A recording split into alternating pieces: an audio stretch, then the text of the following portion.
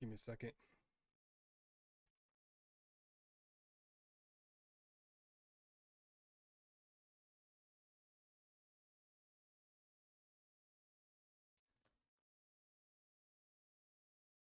Okay. But do a test real quick. I gotta see the stream myself, make sure everything's good.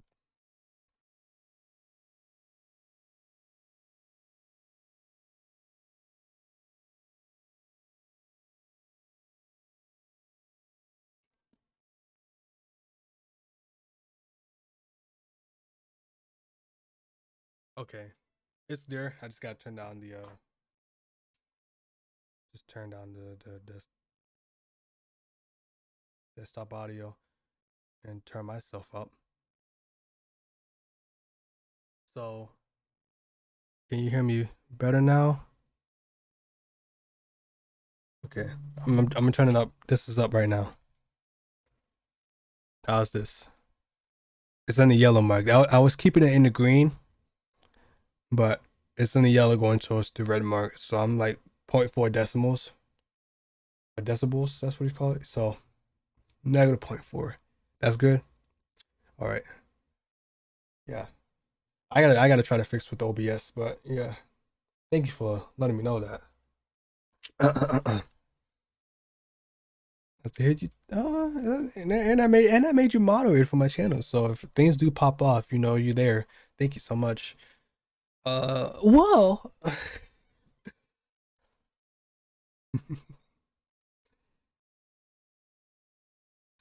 Natsuki lifts the foil off the tray to reveal a dozen white, fluffy cupcakes decorated to look like a little cat's. The whiskers are drawn with icing, and little pieces of chocolate were used to make ears. So cute. I had no idea you were so good at baking, Natsuki. Well, you know. Just hurry and take one. Excuse me. Sorry, grab ones first, then Monica. I follow. It's delicious. Sawyer talks with her mouth full and already managed to get icing on her face. I turn the cupcakes around in my fingers, looking for the best angle to take a bite. Natsuki is quiet. I can't help but notice her sneaking glances in my direction. She's waiting for me to take a bite.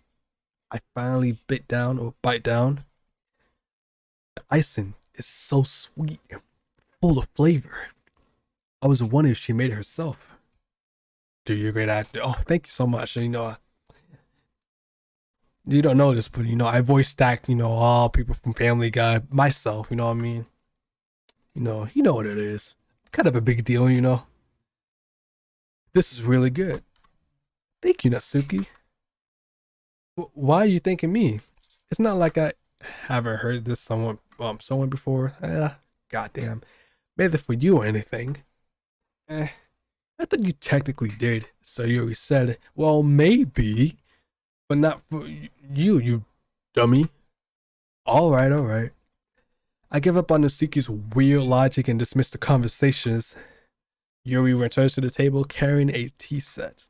She carefully places a teacup in front of each of us before setting down the teapot next to the cupcake tray. You need a caramel. I do need a camera. I'm working on a camera. Keep a whole tea set in the classroom. Don't worry, she just gave us permission. After all, doesn't a hot cup of tea help you enjoy a good book? I do want a cup of tea now. By the way, Maddie, who should I go for? Who should I like chase for in the game?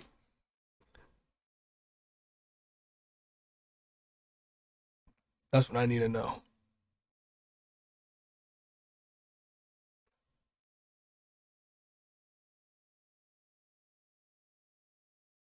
Let me keep reading. Answer me though, but I need to know who I chase for. I guess. Don't look yourself. Don't let yourself get intimidated. You're just trying to impress you. That's not. Insulted, Yuri looks away. I mean that. You know. I believe you.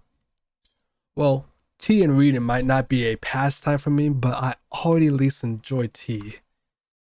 I'm glad. Yuri faintly smiles to herself in relief. Monica raises an eyebrow and then smiles at me. So what made you consider the literature club? The literature club.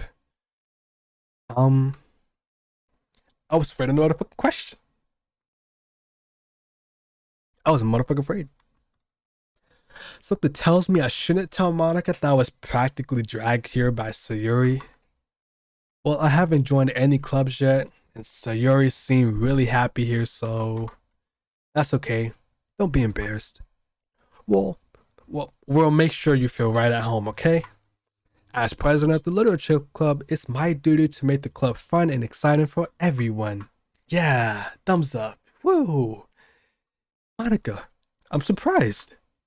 How come you decided to start your own club? Me act like I'm trying to get her pants or something. You'd probably be a board member for any of the major clubs. Weren't you a leader of the debate club last year?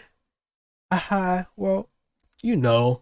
To be honest, I can't say all the politics around the major clubs. It feels like nothing but arguing about the budget and publicity and how to prepare for events. I'd much rather take some time I personally enjoy and make something special out of it. And if it encouraged others to get into literature, then I'm fulfilling that dream. Monica really is a great leader. I cannot speak today. Yuri also nodded in agreement. Then I'm surprised there aren't more people in the club yet. It must be hard to start a new club. Yes, Kwani-chan. Yes, my name is Kwani-chan. Who should I simp for, Maddie? Who should I simp for? You could put it that way. Not many people are very interested in putting out all the efforts to stop something brand new. Especially when it's something that doesn't grab your attention, like literature. You have to work hard to convince people that you're both fun and worthwhile. But it makes school events like the festival that much more important. I'm confident that we could all really grow from this club before we graduate. Right, everyone? Yeah. We'll do our best. You know it. Okay, so we got Natsuki, Yuri, and Sayuri, and Monica herself. But I know for a fact, if I'm not mistaken, we can't really love Sayuri. I don't know if that's true or not, but I don't know. So I want you to pick, because you're gonna be the chosen one to pick out the girl of our dreams here.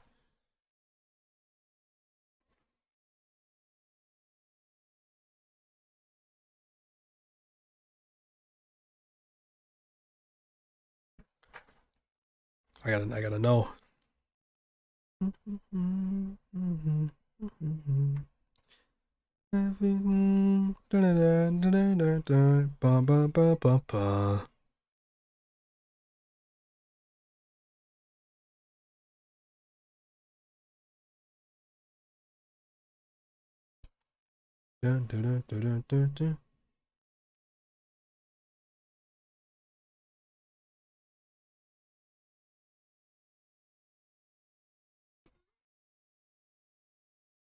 Sorry, I'm just sending some things real quick.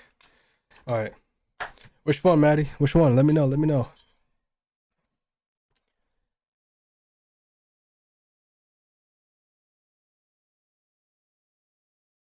The purple hair? Oh, Natsuki. Natsuki. Okay, okay. You want me to go for Natsuki?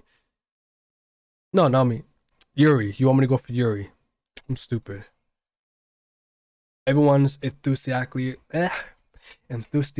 agree. I'm sorry, I didn't even see your text there. Such different girls, all interested in the same goal. Monica must have worked really hard just to find these three. Maybe that's why they're all so delighted by the idea of a new member joining. So I still don't really know if I can keep up with the level of enthusiasm about literature. So, Kwani-chan. That's my girl. That's my girl right here. That's my girl. Oh my god. So, Kwani-chan, what kind of things do you like to read? Well, considering how little I read these past few years, I don't really have a good way of answering that. Manga? Oh, I mean, manga? I muttered quietly to myself, half jokingly. Natsuki's head suddenly perks up like meerkat saying, "What up, nigga? What did you say? Manga? What'd you say, nigga?" It looks like she wanted to say something, but she keeps quiet. Not so much of a reader, I guess. Well, that can change. What you trying to say? Just say it. Just say it. What am I saying? I spoke without thinking after seeing Yuri's sad smile.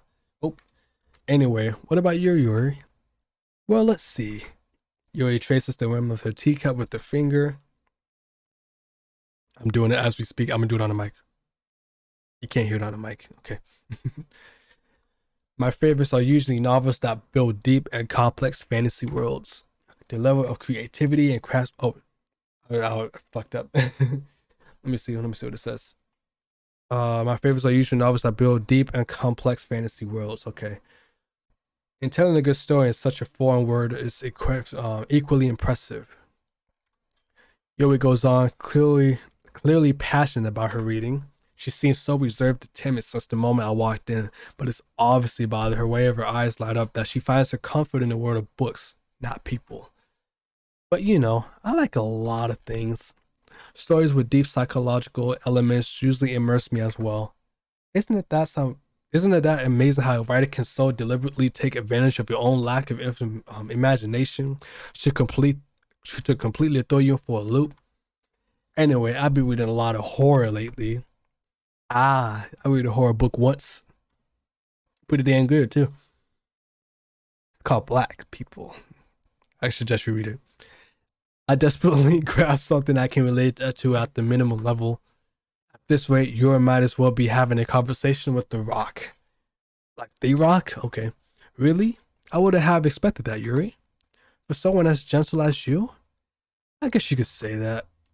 But if a story makes me think or takes me to another world, then I really can't put it down. The real horror is often very successful at changing the way you look at the world, if only for a brief moment. Ugh. I hate horror. Hate niggas. Oh, why's that? Well, Natsuki eyes darted over to me for a split second. Never mind. That's right. You usually like to write about cute things, don't you, Natsuki? But what? What gives you that idea? You left a piece of scrap paper behind the last club meeting. It looked like you were working on a poem called Don't Say It Out Loud. And give that back. Fine. Your cupcakes, your poems, everything you do is just as cute as you are.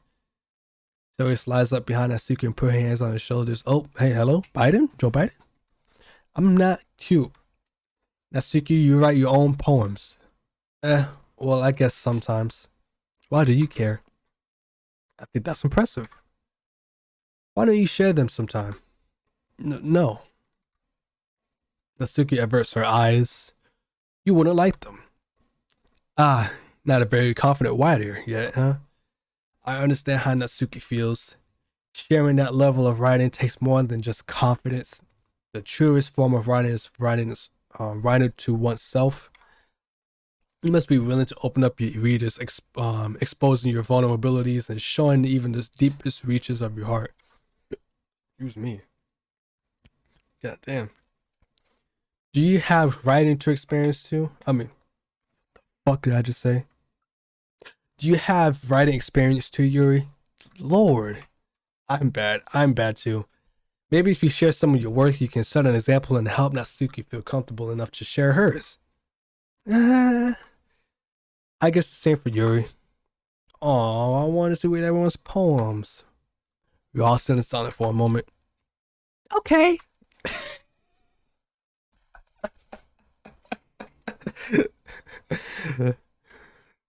I have an idea, everyone.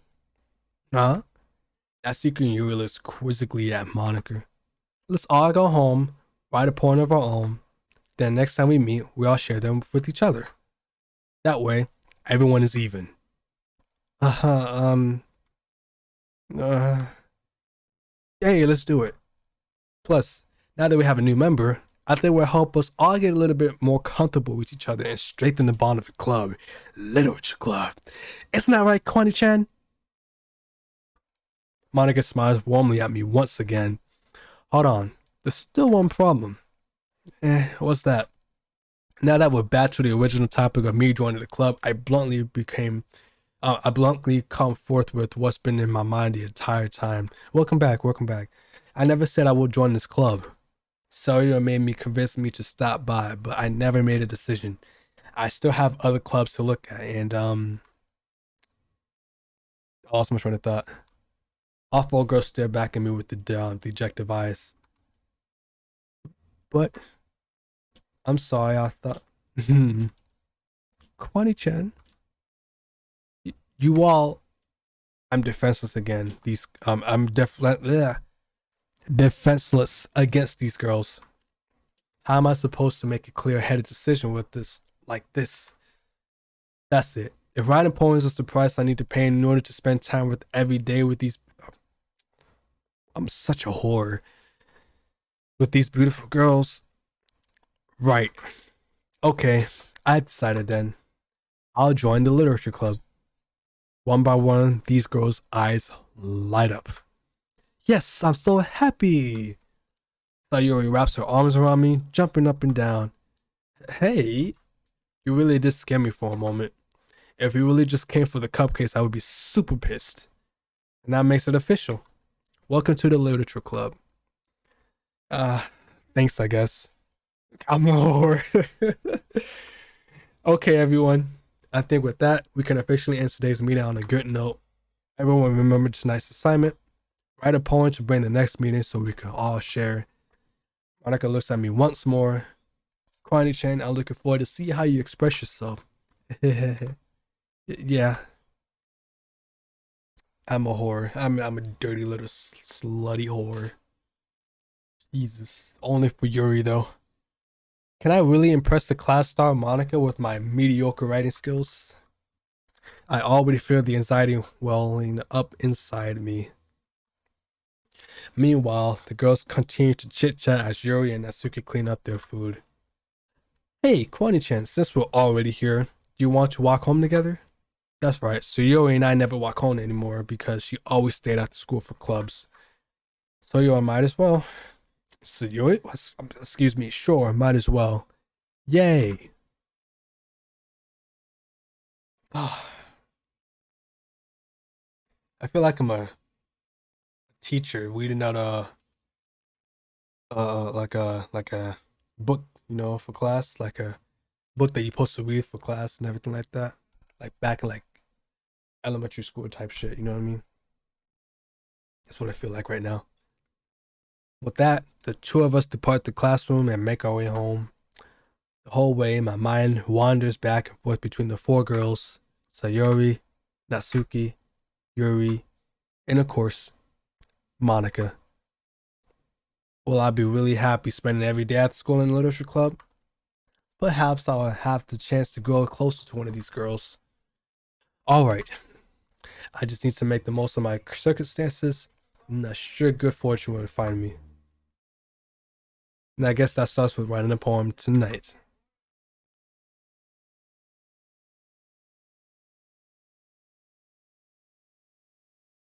It's time to write a poem. Pick your words you think your favorite club member would like. Something good might happen with whoever likes your poem the most. Alright. Oh, that's all. Okay. What could be Yuri's favorite words? Because she says she got into horror lately.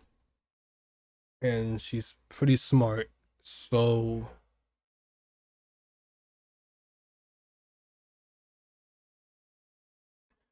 we probably do like some no, the dark and mysterious stuff. So pain. That's excuse me. Why did you jump for pain? Adventures, imagination, flying tears, adventure, boom, boom, boom, boom. Okay, grief. I'm just making a poem for fucking Sayori at this moment. Okay.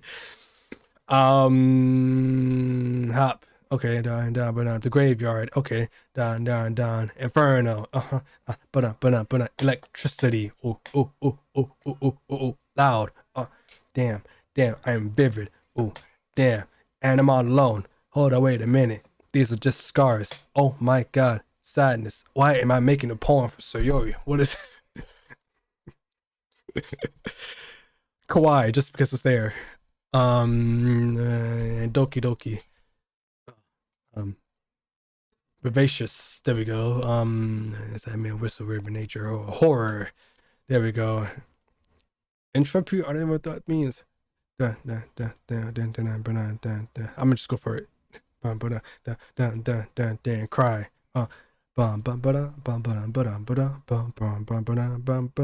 Extraordinary. One more. Come on. I can't say suicide because I know that's gonna be for Sayori. Massacre is gonna be same thing for Sayori. Fickle shame. That's a shame. Oh my god.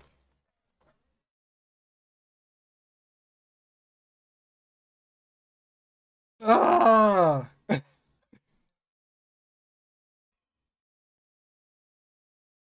I just made a song. I just made a poem for Sayuri. There was nothing dark and mysterious in those goddamn words, bro. There was nothing dark and mysterious in those words. Hi again, Corny-chan. I'm glad to see you didn't run away from us. Okay, like death shit. I was thinking death shit was more like Sayuri though, because obviously I know what happens to Sayuri. I know what happens to her. I know that for a fact. But I was just trying to like pick other words that wasn't like. Okay, we'll try next time. It's okay. It's okay. Just one poem. Glad to see you didn't run away on us. Ha ha ha. Nah, don't worry. This might be a little strange for me, but I'll at least keep my word. Well, I'm back at Literature Club. I was the last to come in, so everyone else is already hanging out.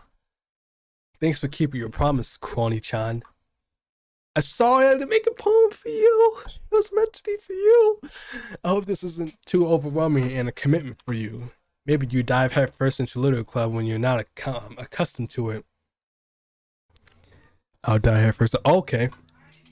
Oh, come on. Like he deserves any slack. Sayo told me you didn't even want to join the club this year. Excuse me. I need like water or something. You didn't even want to join any club this year. And last year too. I don't know if you plan to just come here and hang out or what. But if you don't take us seriously, then I'm a motherfucking drop kick your ass, motherfucker. You won't see the end of it. Natsuki, you certainly have a big mouth for someone who keeps a manga collection in the club room. That was pretty good. That was pretty good. Natsuki finds herself stuck between saying Monica and manga. Monaganga. Manga. Manga is literature. Swiftly defeated, Natsuki plops back into her seat. Don't worry, guys. Kwanichen always gives it the best as long as he's having fun. Thank you, Sayuri. Look at my best friend. He helps me with the busy work with me without me even asking. Like cooking, cleaning my room. How dependable. Sayuri, that's the best your room is. Sayuri, that's because your room is so messy, it's distracting. And you almost set your house on fire once. Is that so? You two are really good friends, aren't you? Might be a little jealous. How come? You and Kwani-chan can become good friends too. Yeah. Natsuki is kind of funny. Sis is just kind of a bitch though, not gonna lie. Sayori? As usual, Sayo seems oblivious to the weird situation she just put me into. Oh. Joey even brought you something today, you know? Well, wait, Sayori. Me? Not really. Don't be shy. It's really nothing. What is it? Never mind. Sorry, made it sound like a big deal when it was really not. What do I do? I'm sorry, Yuri. I wasn't thinking. I guess this means up to me. I guess that means it's up to me to rescue the situation. I can't fucking speak. Hey, don't worry about it. First of all, I wasn't expecting anything in the first place. So any nice gesture from you is a pleasant surprise.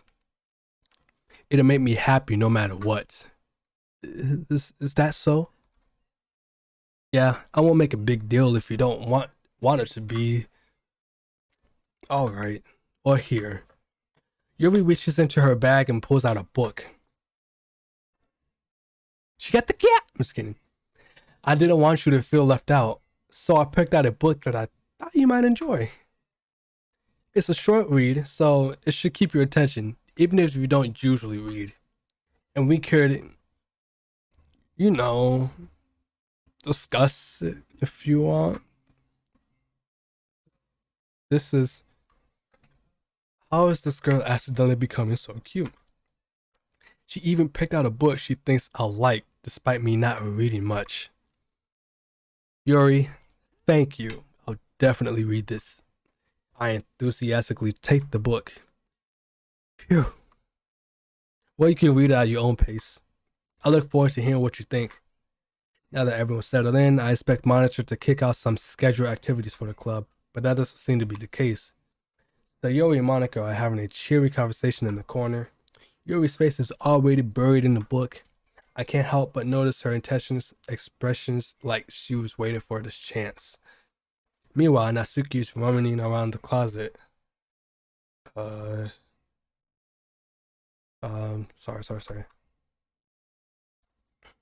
Man, looks like no one wants to be bothered today. I slumped down into the nearest desk.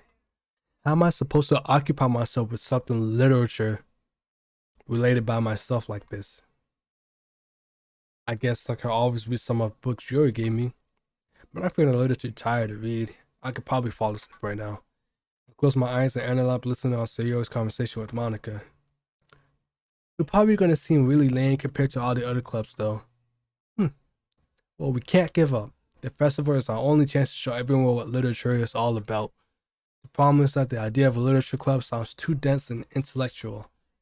But it's not like that at all, you know? We just need a way of showing that to everyone. Something that speaks their creative minds. That doesn't solve the problem though. What do you mean? Even if we come up with the most fun thing ever, nobody will come to it in the first place if it's a literature event. So it's important to figure out how to get people to show up in the first place, you know? And after that, after they come, we can do the things to speak to their creative minds. What's this? Soyo is taking this really seriously. It's rare to hear her deliberately liking this. That's a good point.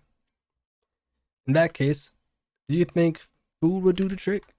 Maybe, because, you know, we're Americans, and maybe they just pick up food if, you know.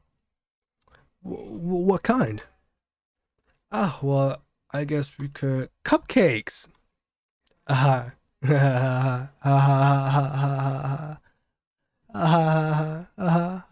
Good thinking. Natsuki will love to do that. You're right. Natsuki makes the best cupcakes. That works out perfectly. That wasn't why you suggested it. Cupcakes speak to my creative tummy. Feeds me. Cupcake it is then. I'm hungry.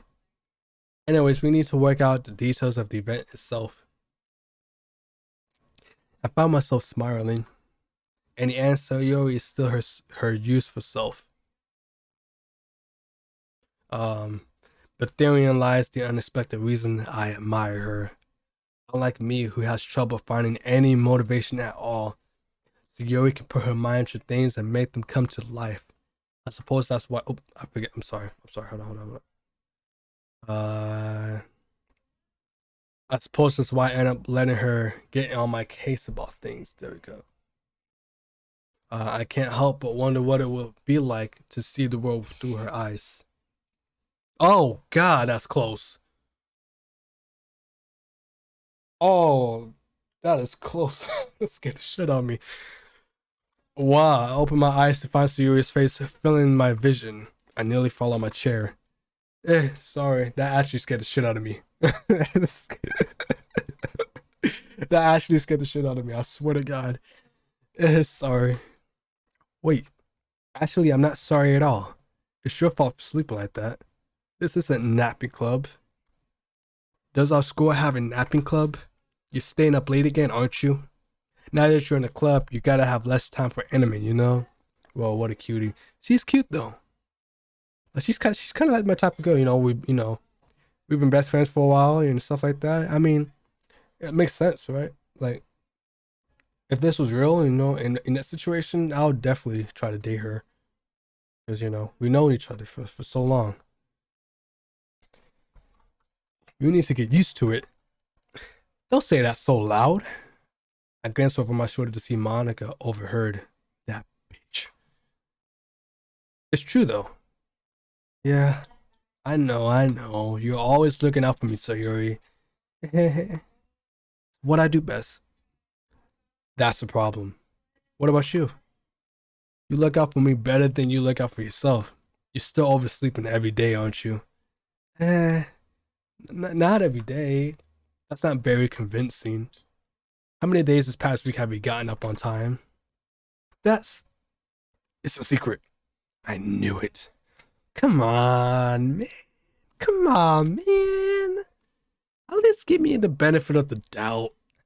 I can't even do that.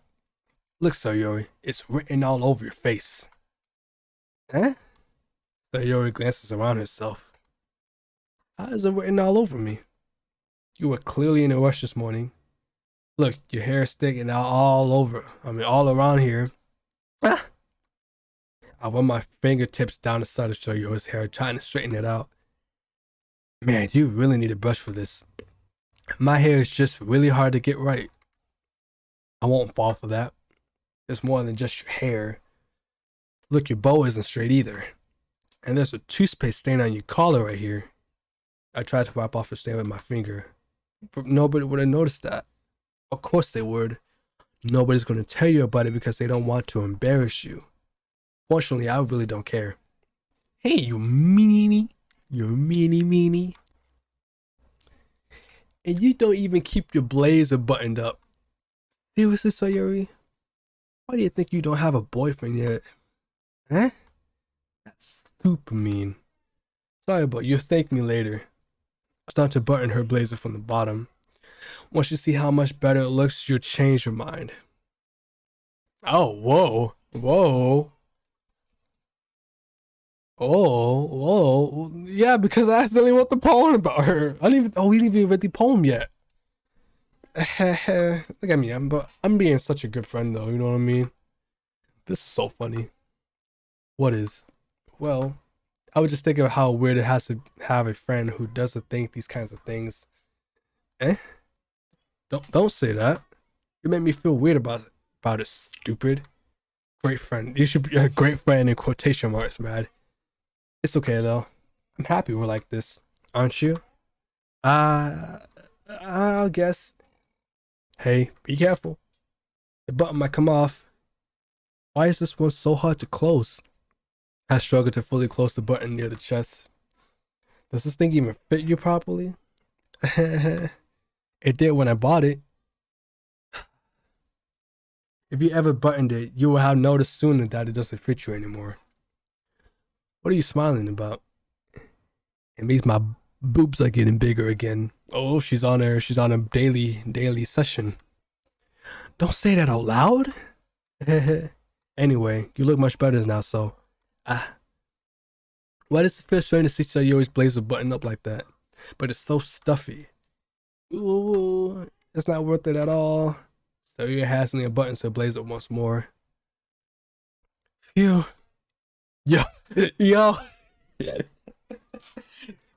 That's so much better. So you puts her arms around, she puts her arms out and twirls around like a princess he is. That's what I'm getting for. So if I keep it unbuttoned, then I won't get a boyfriend, right? What kind of logic is that? And why are you saying like that is a good thing? Because if I had a boyfriend, then he wouldn't even let you do things like this. And you take care of me than anyone else would anyway. So that's why I'm keeping it unbuttoned. Stop saying all these embarrassing things. Oh, excuse me. I didn't say anything embarrassing. Jeez. Well, anyway, just focus on trying to wake up a little earlier. Only if you focus on going to bed earlier. Touche, touche. Fine, fine. It's a deal. I guess we really are better at taking care of each other than we are at taking care of ourselves. I guess so, huh? So maybe you should come wake me up in the morning. You're doing it again, Sayuri. But I was joking this time. Man, it's impossible to tell with you sometimes. Okay, everyone. Monica suddenly calls out. Why don't we share the poems we wrote now? Yay! Connie-chan, I can't wait to read yours. Yeah, same. I failed to sound enthusiastic, but Sayuri still trots around to retrieve her poem. By the way, did you write the poem last night? Yeah? Bitch, I did. I was writing it. All the suicidal words that came to my brains and writing on paper when I was trying to get the mysterious ones in, you know what I mean? My relaxation ends. I can't believe I agreed to do something so embarrassing. I couldn't really find much inspiration since I'd never really done this before. Well, now that everyone's ready, why don't you find something to share with? I can't wait. Sayuri and Monica enthusiastically pull out their poems. Sayuri's one wrinkled sheet of loose leaf torn from a spiral notebook. On the other hand, Monica wrote hers in a composition notebook. I can already see Monica's pristine handwriting from where I sit. Natsuki and Yuri reluctantly comply as well, reaching in their bags. I do the same myself. Alright, I'm gonna say this right here. Maddie, whose poem should I open first?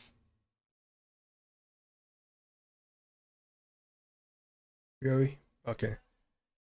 Damn, should I go for her last? Does she know, like, no. I'll try to go for her.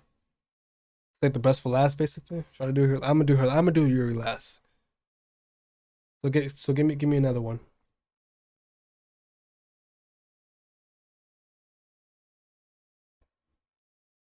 So Yuri, oh, thank you, Umbrella05. Welcome. Thank you for the follow. Enjoy the stream. Thank you. So Yuri, all right, we're gonna go for the best friend first. I bet. Excuse me. I'm definitely most comfortable sharing with that.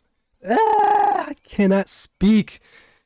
I'm definitely most comfortable sharing with Sayuri first. What up, Umbrella? I'm Brawl. My bad. That was Umbrella. What's up? She's my good friend after all. Oh my goodness. My good chief. This is so good, Kwani-chan. I love it. I have no idea you were such a good writer. Sayuri, you must be seriously overreacting. I'm not a good writer at all. I honestly have no idea what I'm doing. I kind of a suicidal note to you, but well, we'll see. Maybe that's why. Because I have no idea what I like either. Jeez. I'm sure Yuri's opinion has to be a little more constructive than this. Maybe even Natsuki's. Are you sure you don't like it just because I wrote it? Well, I'm sure that's part of it. I think I understood you better than a lot of other people, you know. So when I read your poem, it's not just a poem. It's a Kwani-chan poem. And that makes me feel extra special. Like I can feel your feelings in it. Suicidal feelings. Sayuri hugs the sheets against her chest. Okay, we fucked up here. We fucked up here. You're so weird, Sayuri. I'm really happy just that you wrote one. It just reminds me how you were really part of the club now. Not mentioning the fact that I'm standing in front of you in front of the club room. Well, of course, I'm not really into it yet, but that doesn't mean I'll break my promise. See? It's like I said before, Kwani-chan. Deep down, you're not selfish at all, you know? I'm trying to get into Yuri's pants right now. Trying new things like this for other people. That's something that's only really good people to do. Thanks, Sayuri. I'm not sure Sayuri sees the full picture of my motive here. Then again, I can't deny that she's part of the reasons I joined. Knowing how much this means to her at all, and Yeah, yeah. And I'm gonna make sure you have lots of fun here, okay? That would be my way of thanking you. All right, I'm going to hold to you. I'm gonna hold on to you. That yeah, whatever. Yay. Now you read my poem too, right? Don't worry, I'm really bad at this. We'll see about that. All right, here we go.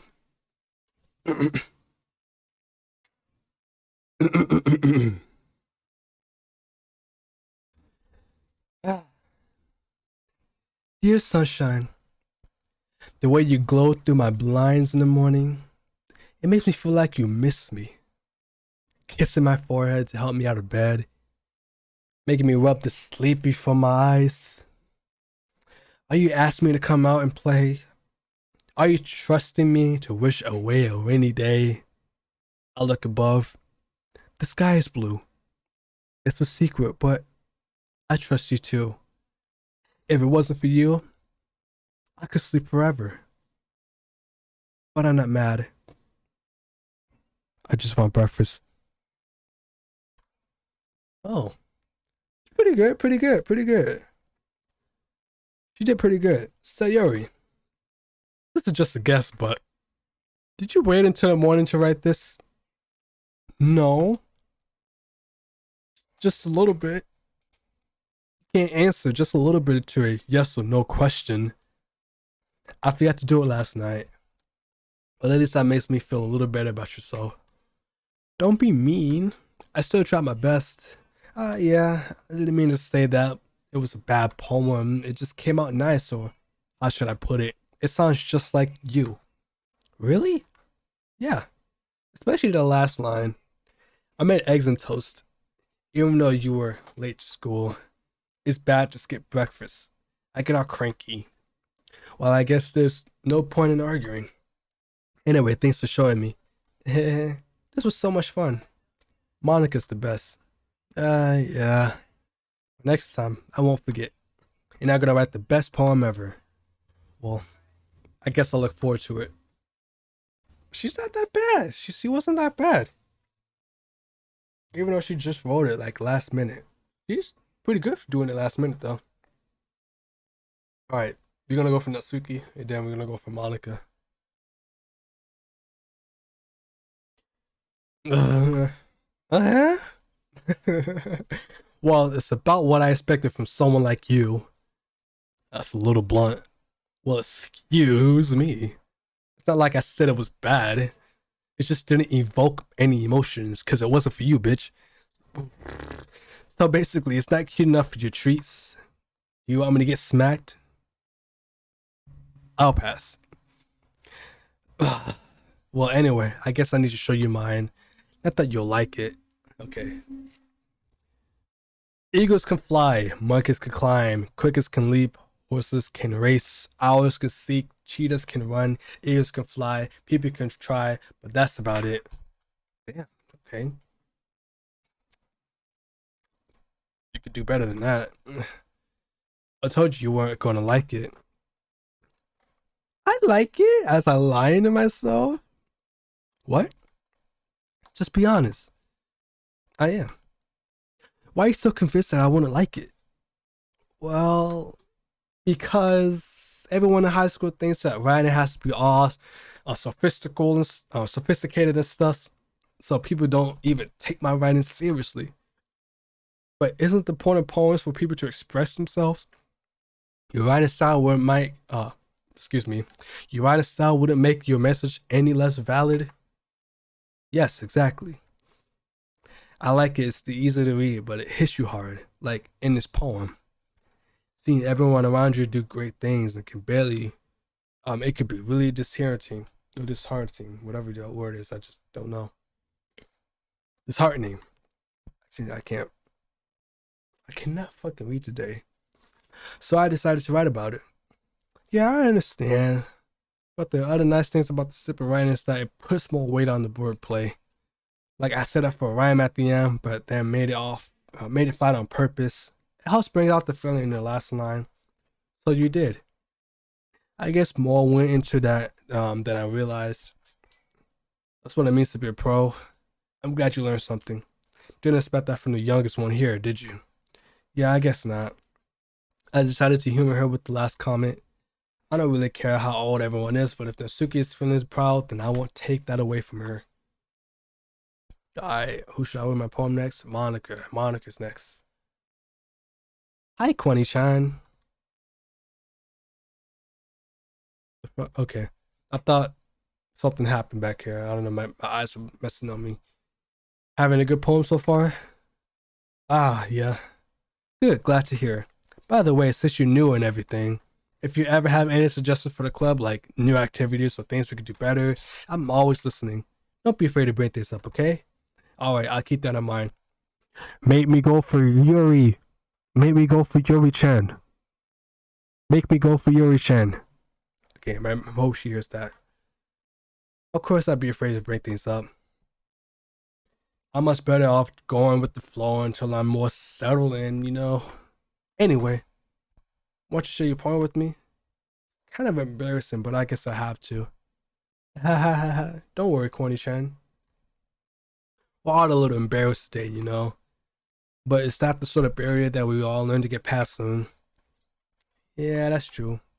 I hand Monica my poem. I like this one. Made me think of Sayuri with like, oh my god, just stop! It's for Yuri. Is that so? You and Sayuri are really good friends, right? I wouldn't be surprised if you had those sort of things in common. Suicide? We have suicide in common? Well, we may be good friends, but Sayuri and I are actually really different. Well, that may be the case. But maybe there's also some similarities that you wouldn't expect. The way she talks about you, it sounds like you two really care about each other's well-being. Even if you show it in a different way, it ends up being more similar than you think. So I think that's the kind of vibe I get when I'm reading your poem. You sure not reading into this much? It could be. Oh gosh, I sound like Yuri. But anyway, in any case, Sayuri's writing has kind of a gentle feel to it. I can tell that she likes exploring with emotions like happiness and sadness. Who knew that someone so happy would enjoy sad things? Now that's totally unexpected. Well, to each their own. And you shouldn't be afraid to experiment a little bit either. I'm sure I'll end up trying different things. It could take a while before I feel comfortable doing this. That's okay. I love to see you try new things. That's the best way to find the kind of style that suits you. Everyone else might be a little bit biased towards their own kinds of style, but I'll always help you find what suits you the most. So don't force yourself to write the way everyone else wants you to write. It's not like you have to worry about impressions or anything.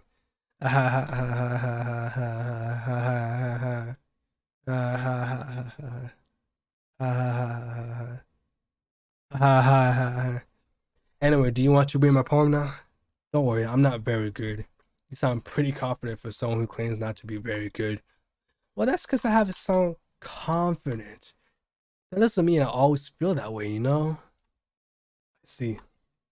Well, let's read it then. This poem is called Hole in the Wall. It could have been me. See, the direction the sparkles protrudes, my bad. I'm already fucking up. A noisy neighbor? An angry boyfriend? I never know. I wasn't home. I'm peering inside for a clue. No, I can't see. I reel. Blind like it felt left out in the sun. But it's too late. My retinas. Already scorched with a permanent copy of my meaningless image. It's just a little hole. It wasn't too bright. It was too deep. Stretching forever into everything. A hole of infinite choices. I realize now that I wasn't looking in. I was looking out. And he, on the other side, was looking in. So what do you think? It's very freeform, if that's what you would call it. Sorry, I'm not really the right person to ask for feedback. It's okay. Yeah, that's the kind of style has gotten pretty popular nowadays. That's That is, a lot of poems has been putting an emphasis on the timing between words and lines.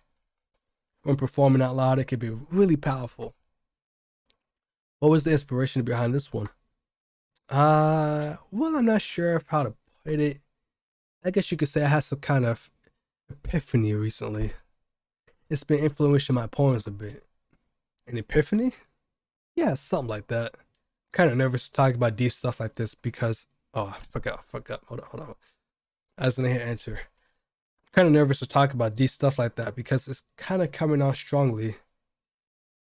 Maybe out there, everyone is better friends with each other. Anyways, here's Monica's writer tip of the day. Sometimes when you're writing a poem or a story, your brain gets too fixated on a specific point. If you try so hard to make it perfect, then you'll never make any progress. Just force yourself to get something down on paper and tidy up later. Another way to think about it is this. If you keep your pen in the same spot for too long, you'll just get a big, dark puddle of ink. So just move your hand and go with the flow. That's my advice for today. Thanks for listening. Hey. Hey. Hey. It's Yuri. It's Yuri-chan.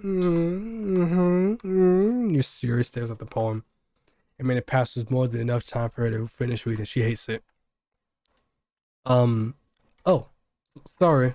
I forgot to start speaking. It's fine. Don't force yourself. I'm not. I just need to put my thoughts into words. Hold on. Okay. This is your first time writing a poem, right? Yeah. Why do you ask? Just making sure. I guess I might be after reading this though. So trash. No. Did I raise my voice? I'm sorry. Yuri buries her face in her hands. I couldn't help but notice that it's been 7 minutes and we haven't really gotten anywhere. It might take you a little while to get used to new people. It's fine, I really didn't notice. What were you saying? Right, it's just that you are specific, that your specific writing habit style, usually typical of new writers. And I haven't been through that myself, I kind of learned to pick up on them. I think the most noticeable thing I recognize in new writers is that they try to make their style very deliberate. In other words, they tend to pick up a writing style separate from the topic matter and they form fit those two together. The end result is that both styles and expressiveness are weakened. Once Yuri finds her train of thought, it's as if her demeanor totally changes. Her stammering is completely gone and she sounds like an expert. Of course, that's not something you can be blamed for. There are so many different skills and techniques that goes into writing even a simple poem. Not just finding them and building them, but getting them to work together is probably the most challenging part. It might take some time though, but it all comes down with practice and learning by example and trying new things. I also hope that everyone else in the club gives you valuable feedback. Natsuki can be a little bit biased, but biased? How? Well, never mind. I shouldn't be talking about people like that. Sorry. It's fine. I'm not sure if Yuri is apologizing to herself, to me, or to Natsuki. Do you mind if I read your poem now? Please do. I'd love to share my thought process behind it. Yuri responds extremely as if it's a rare opportunity for her. Which is itself is kind of funny. After all, this isn't supposed to be, isn't this supposed to be a literature club? Alright. Ghost Under the Light.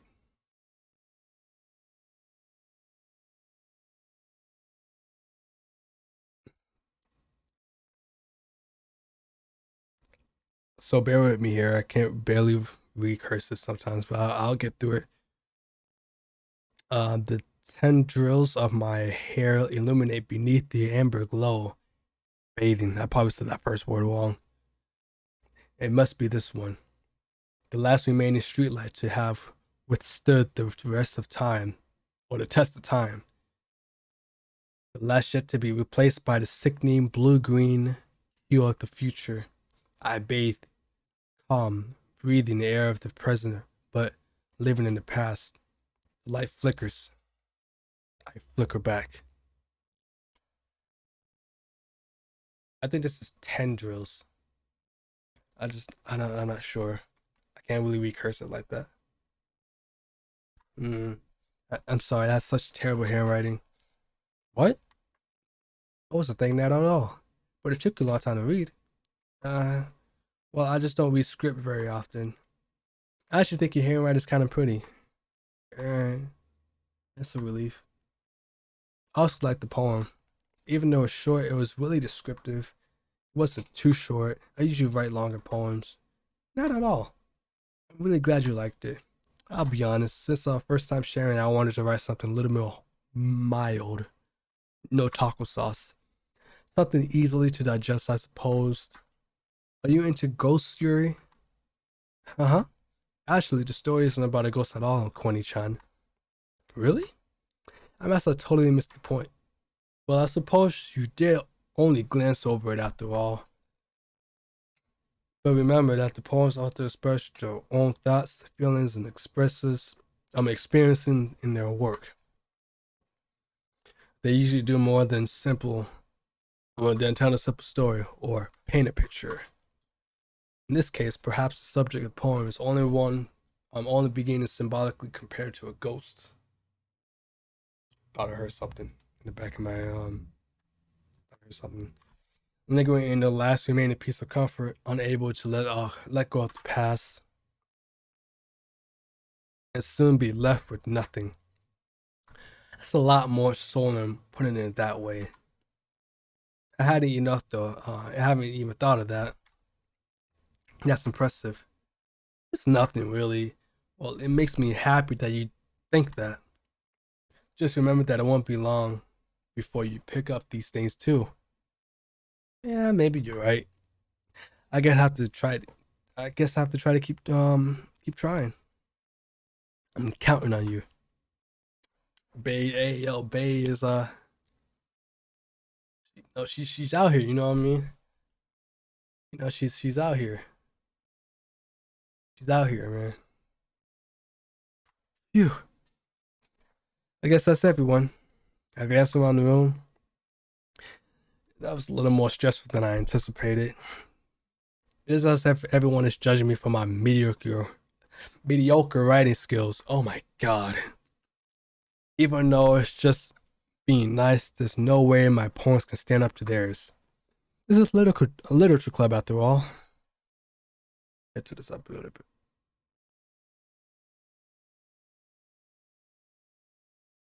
I sigh.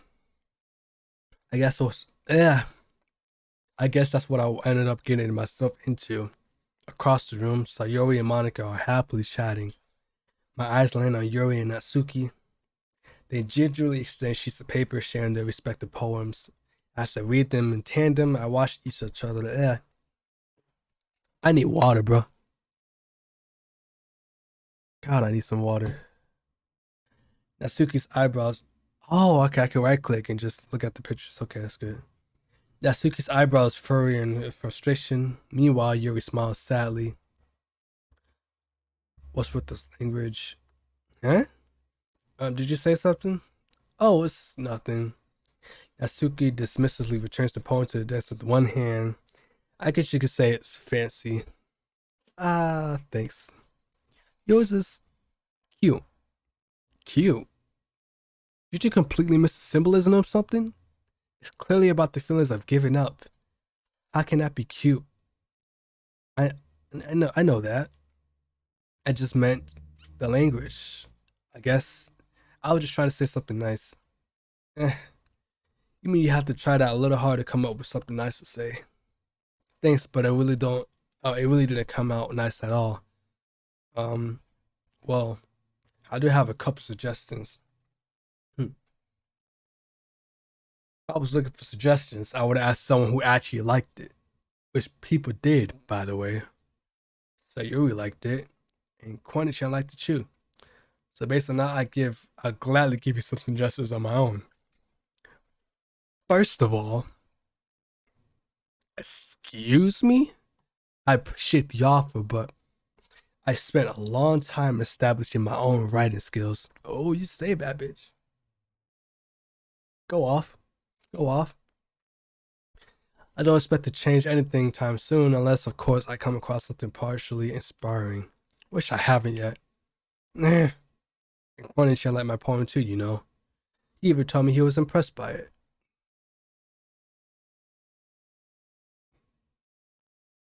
Why the music stopped?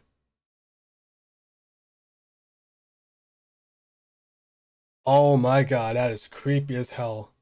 That is creep. Oh my god, oh, it just stops. It just abruptly stop. Okay, now Suki suddenly stands up. Oh, I didn't realize you were so invested in trying to impress our new member, Yuri. Eh? That's not what I. Uh, you just. Yuri stands up as well. Maybe you're just jealous that Corny-chan appreciate my advice more than he appreciates yours. Huh? How do you know he didn't appreciate my advice more? Are you that full of yourself? No. If I was full of myself, I wouldn't deliberately go out my way to make everything I do so overly cutesy. Is everyone okay? Well, you know what? I wasn't the one whose boobs magically grew a bigger size as soon as Kwani-chan started showing up. Natsuki? Natsuki, that doesn't involve you. I don't like fighting, guys. Suddenly, both girls turned towards me as if they just noticed I was standing there. Kwani-chan. She just trying to make me look bad. That's not true. She started it. If she could get over herself, if she could get over herself and learn to appreciate that simple writing is more effective, then this wouldn't have happened in the first place. What's the point of making your poems all in convulsion for no reason? The meaning should have jumped out of the reader, not force them to have figure it out. Help me explain to her, Kwani-chan. Wait, there's a reason we have so many deep expressions with expressive words in our language. It's the only way to convey complex feelings and meaning the most effectively. Avoiding them is only unnecessarily limiting. God. Avoiding them is not only unnecessarily limiting yourself, it's also a waste. You understand that, right, Kwani-chan? Well, how did I get dragged into this in the first place?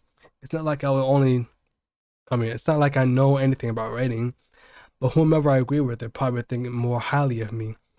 So of course it's gonna be, oh my god.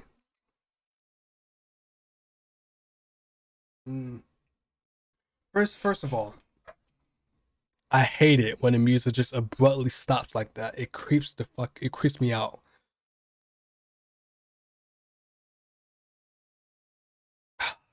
So of course that's gonna be Yuri. You say Yuri. Okay.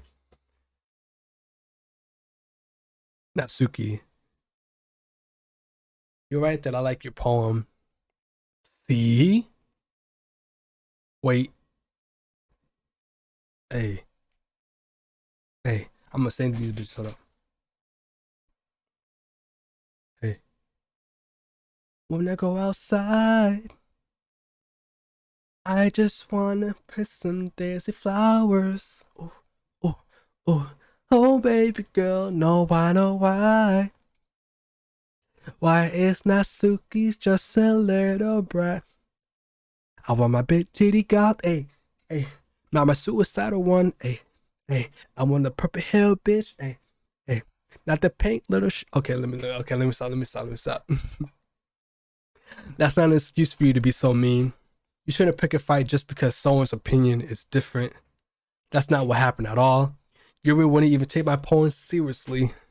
I understand, Yuri. You're a seriously talented writer. It's no secret that I was impressed. Well, but here's the thing. No matter how simple or refined someone's writing style is, they're still putting feelings into it and becomes something really personal. That's why hello? That's why Natsuki felt threatened whenever you said her poem was cute. I see. I didn't even notice that. I'm sorry. Uh, but Natsuki, you took it way too far. Your aim means well. If you just told her how you felt, then this wouldn't have happened in the first place. Are you kidding? That's exactly what I did. It was her that Natsuki.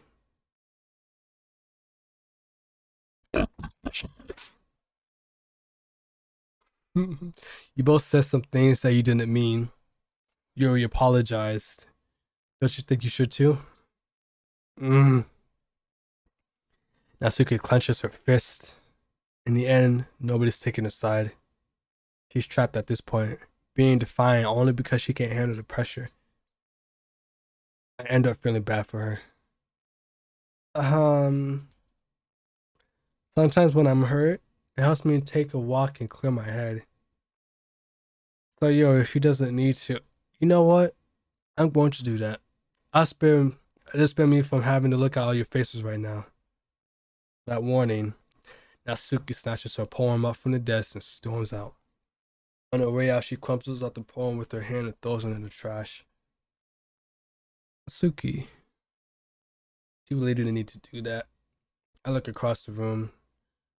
Joey has her chin buried up in her hands while she stares down at her desk. I gingerly approach her and sit in a chair. Everything's alright? I'm so embarrassed. I can't believe I acted like that. You probably hate me now. No, Yuri. How could anyone not have gotten frustrated after being treated like that? You handled it as well as anyone could. I don't think any less of you.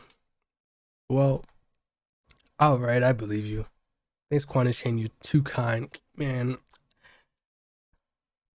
I try.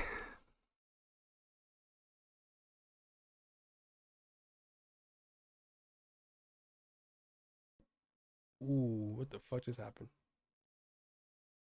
I can hear myself. Like my monitor. Hold up. I can hear myself.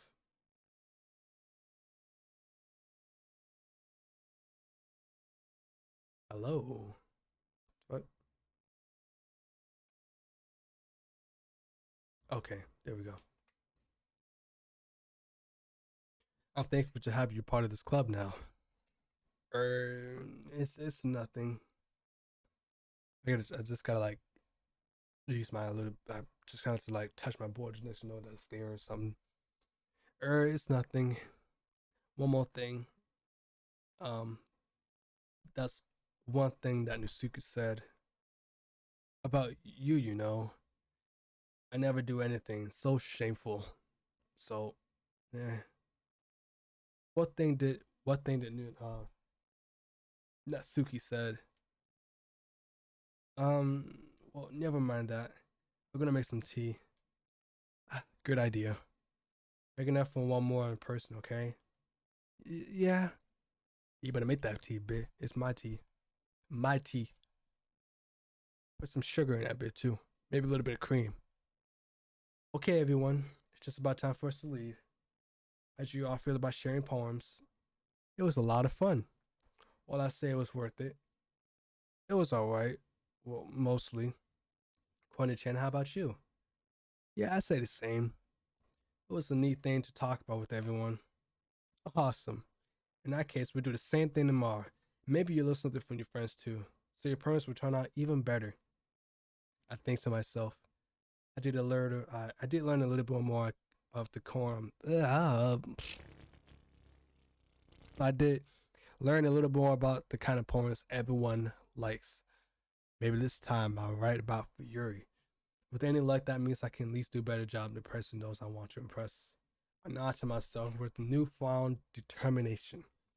20-chan, ready to walk home? Sure, let's go. Sari beams at me. It surely has been a while since Sherry and I had spent this much time together. I can't really say I'm not enjoying it either. Sayuri, about what happened earlier? What do you mean? You know, between Yuri and Natsuki, that's nothing that does that thing kind of happen often? No, no, no, no, no. That's the really first time I ever seen them fight like that. I promise they're both wonderful people. You don't, you don't hate them, do you? No, I don't hate them. Just Natsuki. I'm just kidding. I'm just kidding. I like both of them. I just wanted your opinion. That's all. I can see why they make good friends with you. Phew. You know, Crony Chan, it's nice that I could spend time with you in the club, but I think seeing you get along with everyone is what makes me the happiest. And I think everyone really likes you. That's every day is going to be so much fun. Hmm. It looks like Sayori still hasn't changed onto the kind of situation I'm in.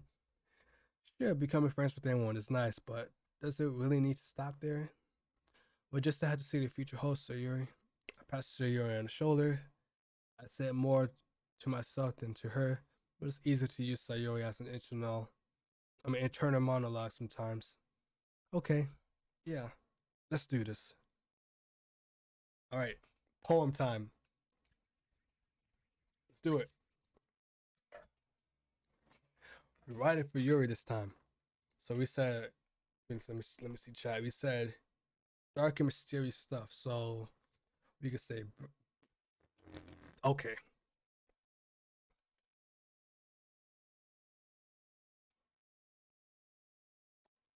Ah, I could say no.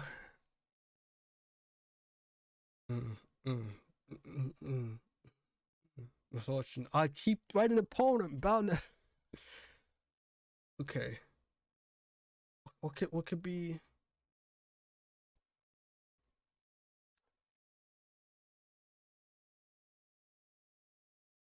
Mm, mm, mm, mm, mm. Uh, prayer. Oh my God. Fear. I keep writing a poem about Sayuri. I swear to God, I am. Uncontrollable. Captive. Climax. Meager. Contamination. Incongruent. Analysis. Disoriented. Anxiety. I know Papa's for her. Graveyard. Uh, damn it. Um, Vitally. Insight. And heaven said, "Hey, we finally got a poem for her." Whew.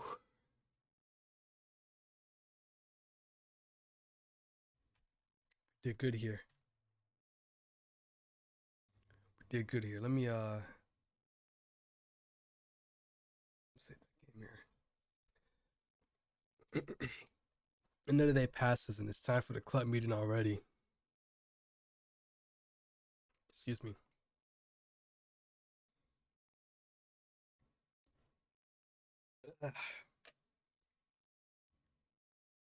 Excuse me. I need some water. I got a little more comfortable here over the past couple of days. Entering the club room, the usual scent greets me. Hi, Corny Chan. Yo, Sayuri. Looks like you're in a good mood today. I'm just not used to you being in a club, that's all. I see. That's a pretty simple thing to get you in a good mood.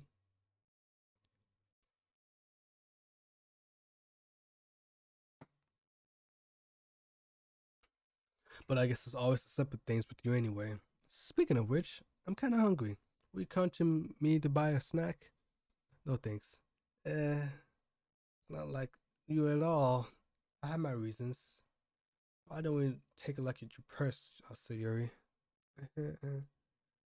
Why all of a sudden? No reason really. I just wanted to look at it. Ah, Sayuri nervously retrieves her coin purse. She fumbles it with the latch and gets it open.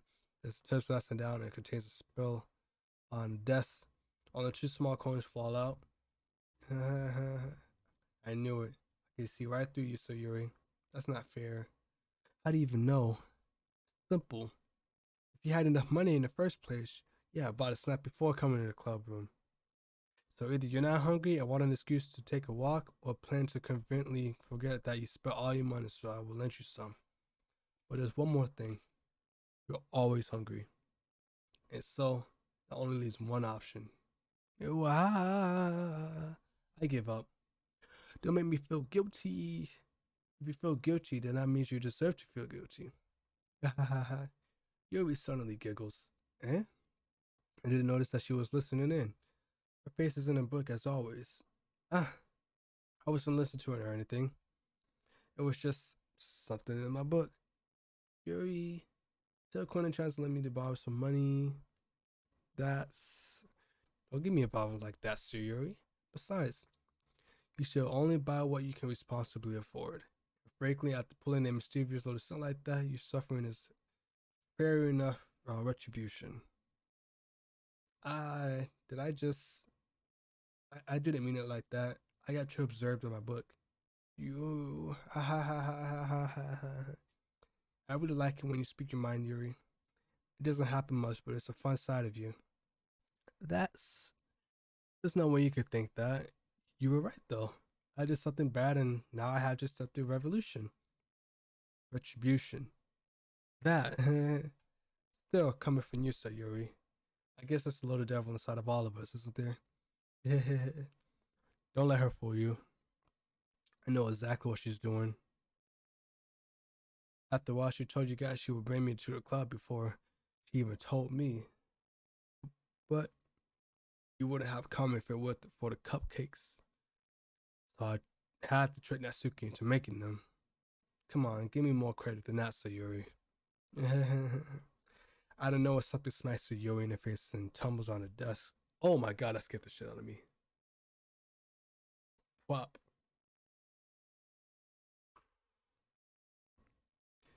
Kaya. Ow. What was... Eh? A cookie?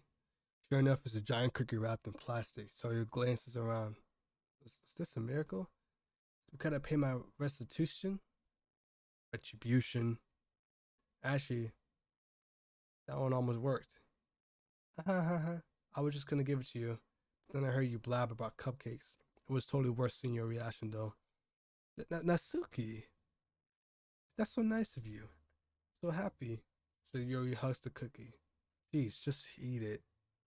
So Yuri rapidly tears open the wrapper and takes one big bite. So good. So Yuri suddenly clasps her hands over the mouth. I bit my tongue. You're going through a lot over just one cookie. Natsuki takes a bite of her own cookie. Yours look really good too, Natsuki. Can I try it? Jeez, beggars can't be choosers. Yours is chocolate. Yeah, why do you think I gave you that one? Fine. Still, I'm happy that you shared this one with me. Surya gets out of his seat and goes behind Natsuki and wraps her arm around her. Jeez, I get it. Cookie's still in hand. Natsuki reaches up to nudge Sayori off of her. Sayori suddenly leans down to take a bite of Natsuki's cookie. Hey, did you seriously just do that?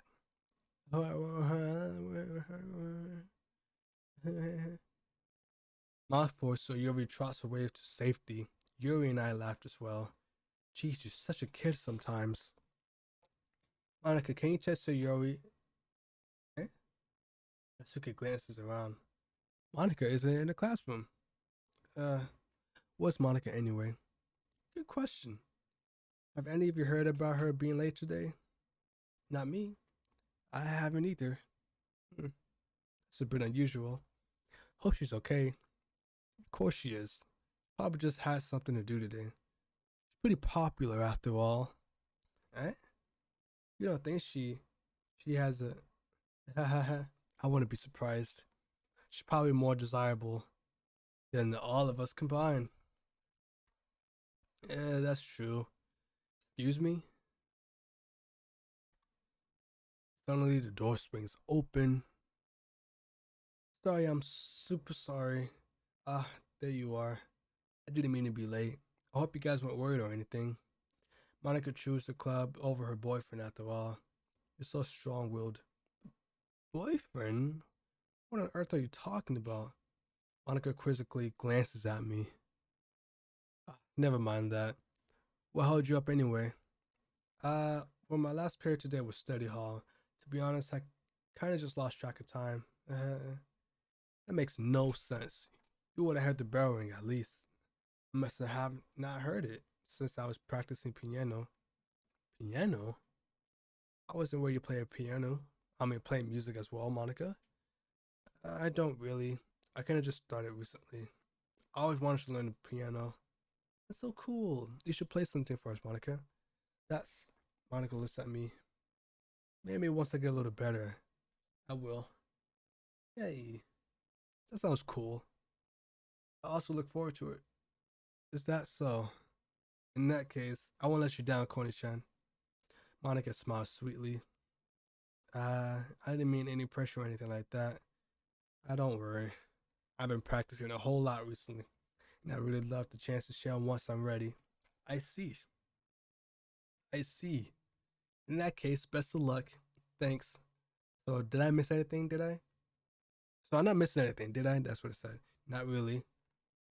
I choose to leave out of Sayori's mischievous escape. I'm sure Natsuko will end up complying to her anyway. Looks like everyone's already settled down. So Yori somehow already finished her entire cookie. Yori's back to a book. Natsuko disappeared in the closet. I'm really curious to talk about.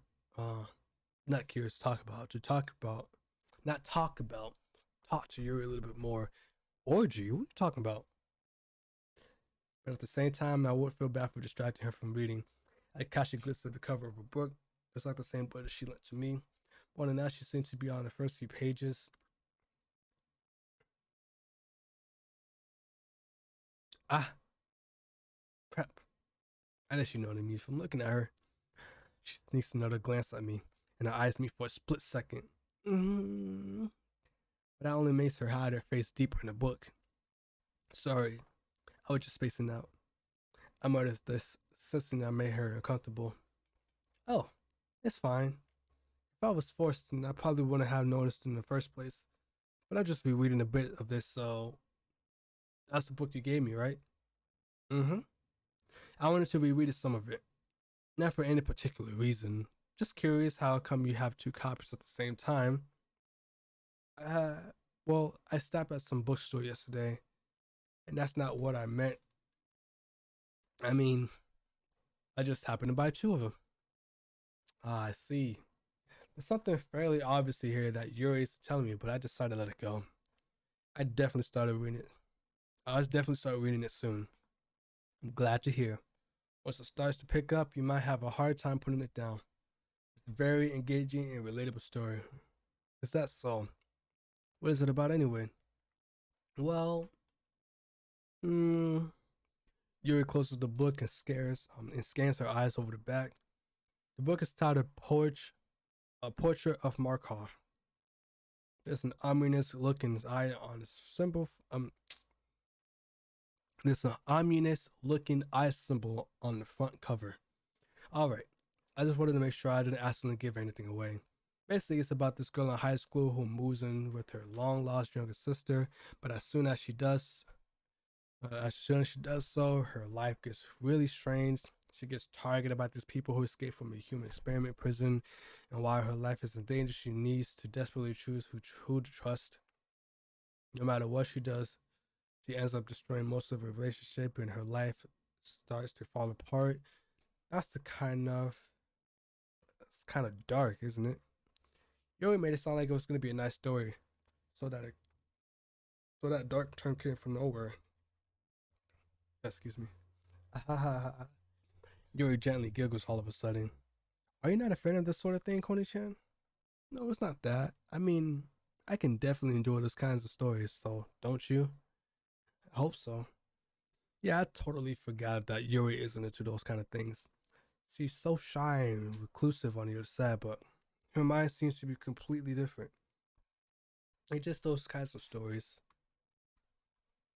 They challenge you on looking at life from a strange new perspective. when horrible things happen, not just because someone wants to be evil, but because they have their own goals or their own philosophy that they believe in. Then suddenly, when you thought you related to the protagonist, excuse me, they're made out to be the naive one for letting their one-sided morals interfere with their villain's plans. I'm I'm rambling, aren't I? No, not again. I'm sorry. Hey, don't apologize. I haven't lost interest or anything. Well,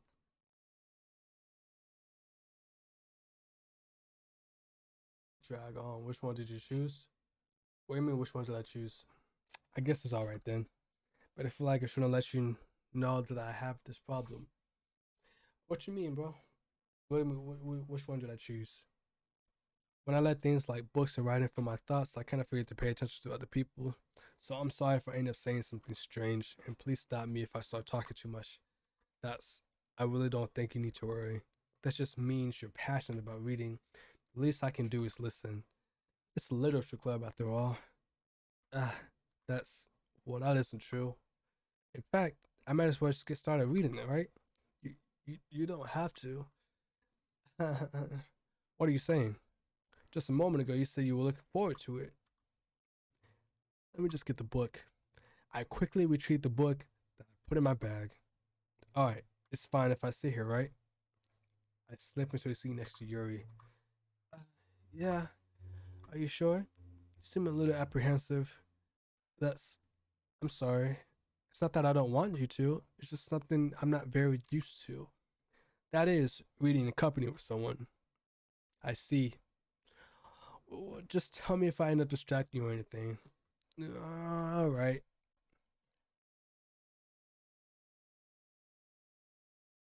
Oh, okay. This is the second day, or third day basically, but second poem writing. But we haven't started doing the poems yet. I'm trying to go for Yuri.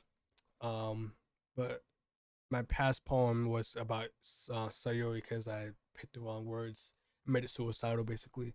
But I'm strictly going for Yuri and see how this goes. That's what I'm doing. But yeah, welcome to the stream, by the way. I opened the book and started the prologue. I still understood what Yuri meant about reading in company. It's as if I could feel her presence over my shoulder as I read. It's not particularly a bad thing.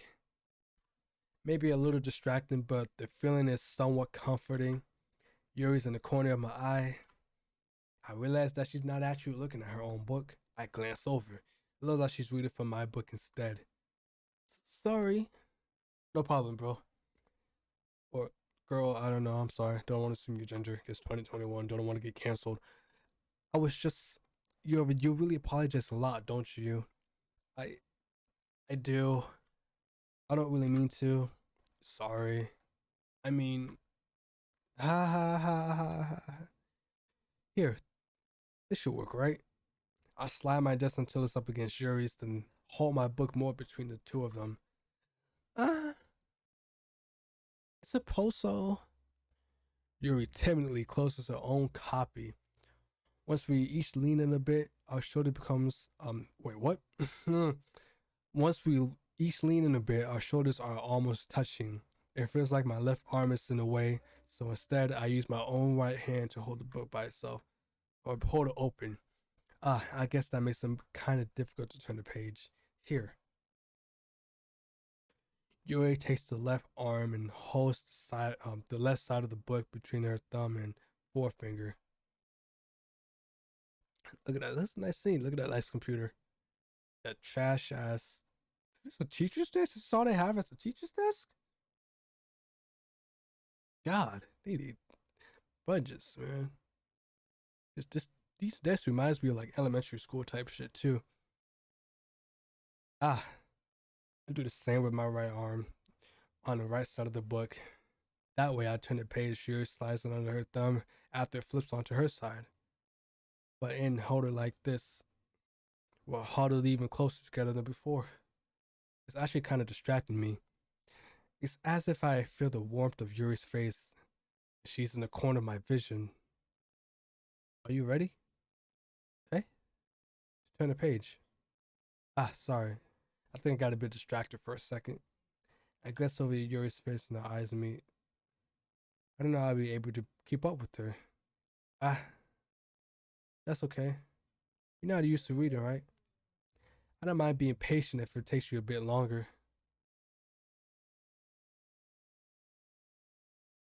It's fucking hilarious. Hearing the streamers do voices for other people in DDLC. Yeah, I know. I tried my best to try to make it like a girly voice. Because I could be like this. And from Monica, I could be like this. You know, Lisa. It's probably the least I can do. I pressed the wrong button. So since you've been so patient with me, yeah. Welcome back. Welcome back. Thanks. We continue reading. Yuri no longer asks me if I'm if I'm ready to turn the page. Instead, I just assume that she finishes the page before me, so I turn in by my own volation. We continue the first chapter in silence. Even so, turning each page almost feels like an intimate exchange. My thumb gently letting go of the thumb, letting it flutter over to her side as she catches it under her own thumb. Hey Yuri, this might be a silly thought, but the main character kind of reminds me of you in a bit. You think so? How does she? Well, I guess she's more blunt in a lot of ways, but she also second guesses all of the things that she can say and does. Like she's afraid she'll do something wrong. It's not like I can see it into your head or anything, but they're kind of reminiscent of something as your mannerism. I see. Excuse me. Yuri remains silent for a moment. Like Ronnie-chan, that's probably a terrible thing to have in common with her. That's so embarrassing that you think that. Wait, I didn't mean it in a bad way or anything. Sorry, I didn't know you were self-conscious about that sort of thing. I guess some more meant that it's kind of cute. What are you saying all of a sudden? Okay, everyone. I think it's about time we shared today's poems with each other. We might not have enough time if we wait too long. Yuri exhales Spar for finishing her thoughts. Is that alright, Yuri? You look kind of down. I'm sorry if you haven't been looking forward to this. It's not. It's fine. Yuri releases her hands from the book, causing it to close up on top of my thumb. Alright, I guess I'll do some more reading tonight. Or would you prefer I only read it with you? I guess I don't have too much of a preference either way. In that case, I read a little more tonight. It'll be more fun to read with you after it picks up a bit, you know? That's good reasoning. In that case, feel free to finish the first 2 chapters in your own time. Alright, I stand up, I make my mental note of where I left off the book, then slip it back into my bag. Alright, we're back on the poems. So, Maddie, I don't think you was here for it, but I did all the words in Yuri.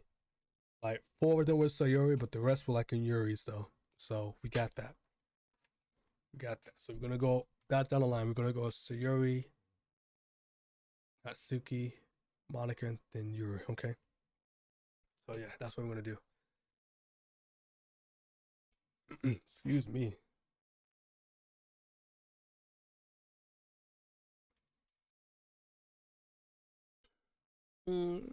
Oh, I like this one, Corny-chan. It has some nice feelings in it. I'm glad. Still though, your tone makes it sound like you like yesterday's poem better. I guess you caught me. Sometimes you know me a little too well for my own good. I don't just try to be nice about it. If I'm doing a bad job, then I'd rather just hear it. No. Have you ever beaten this game? No, I haven't. This is my first time playing basically this game. I do know what happens. I mean, I know what happens to Sayori here. But after that, I don't know anything else. No. I still like this one, I promise. You know, I wouldn't lie to you, Koni-chan. Never ever. Yeah, I guess so. What made yesterday's poem so great compared to this one then? Um, well, I'm not very good at figuring out if poems I'm good or bad, but that's why I just go by my heart. If it makes me feel things, then it must be a good poem. I'm not sure that's how exactly it works. Then again, I conveying feelings is a pretty important part of this whole thing. Yeah, yeah, maybe yeah, you know, you know. Honestly, I don't even know what kind of writing you liked in the first place. Yeah, me neither. Uh, why don't you at least try giving it some thought? Oh, you want me to write something for me? That's so sweet. Yeah, right. But you're always thinking about other people. You need to think about yourself once in a while. If you don't, you might end up getting hurt at some point. Oh, well, I don't really know what you mean, but I'll keep that in mind. Well, whatever. Anyway, let's see. Hmm. I guess I like it. I guess I like happy poems. Wait, sometimes I like sad poems too. Sometimes a little bit of both. There's a word for that, right? What's the word I'm looking for? Bittersweet. Yeah. I like things that are happy and things that are sad. Oop. Happy and sad. This is me talking, my bad. Rephrase. Happy and sad? I can't see you liking something sad, Sayuri. Well, I like happy the most, but sometimes when you have a little rain cloud in your head, a sad poem can help give the rain cloud a little hug and make a nice happy rainbow.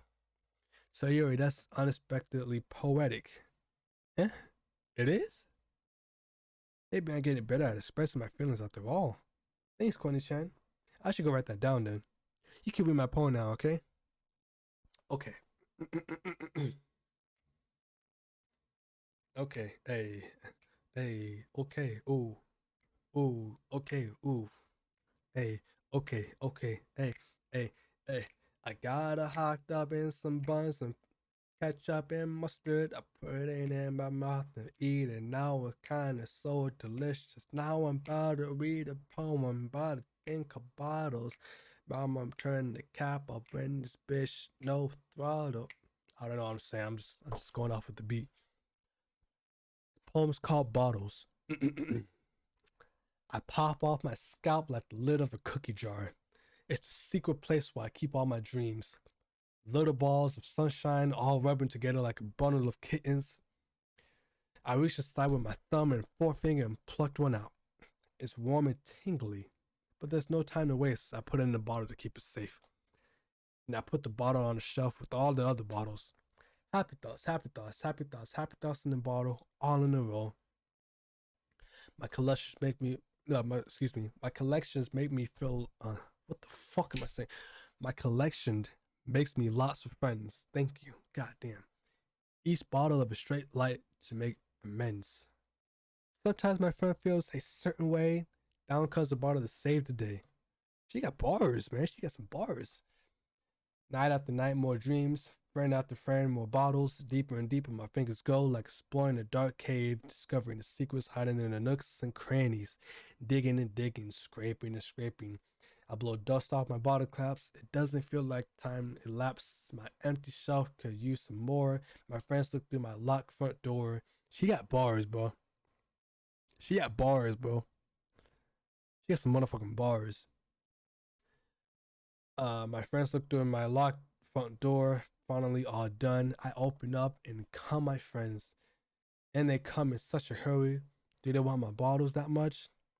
I frankly put them from the shelf, one after the other, holding them out each and every friend, each and every bottle.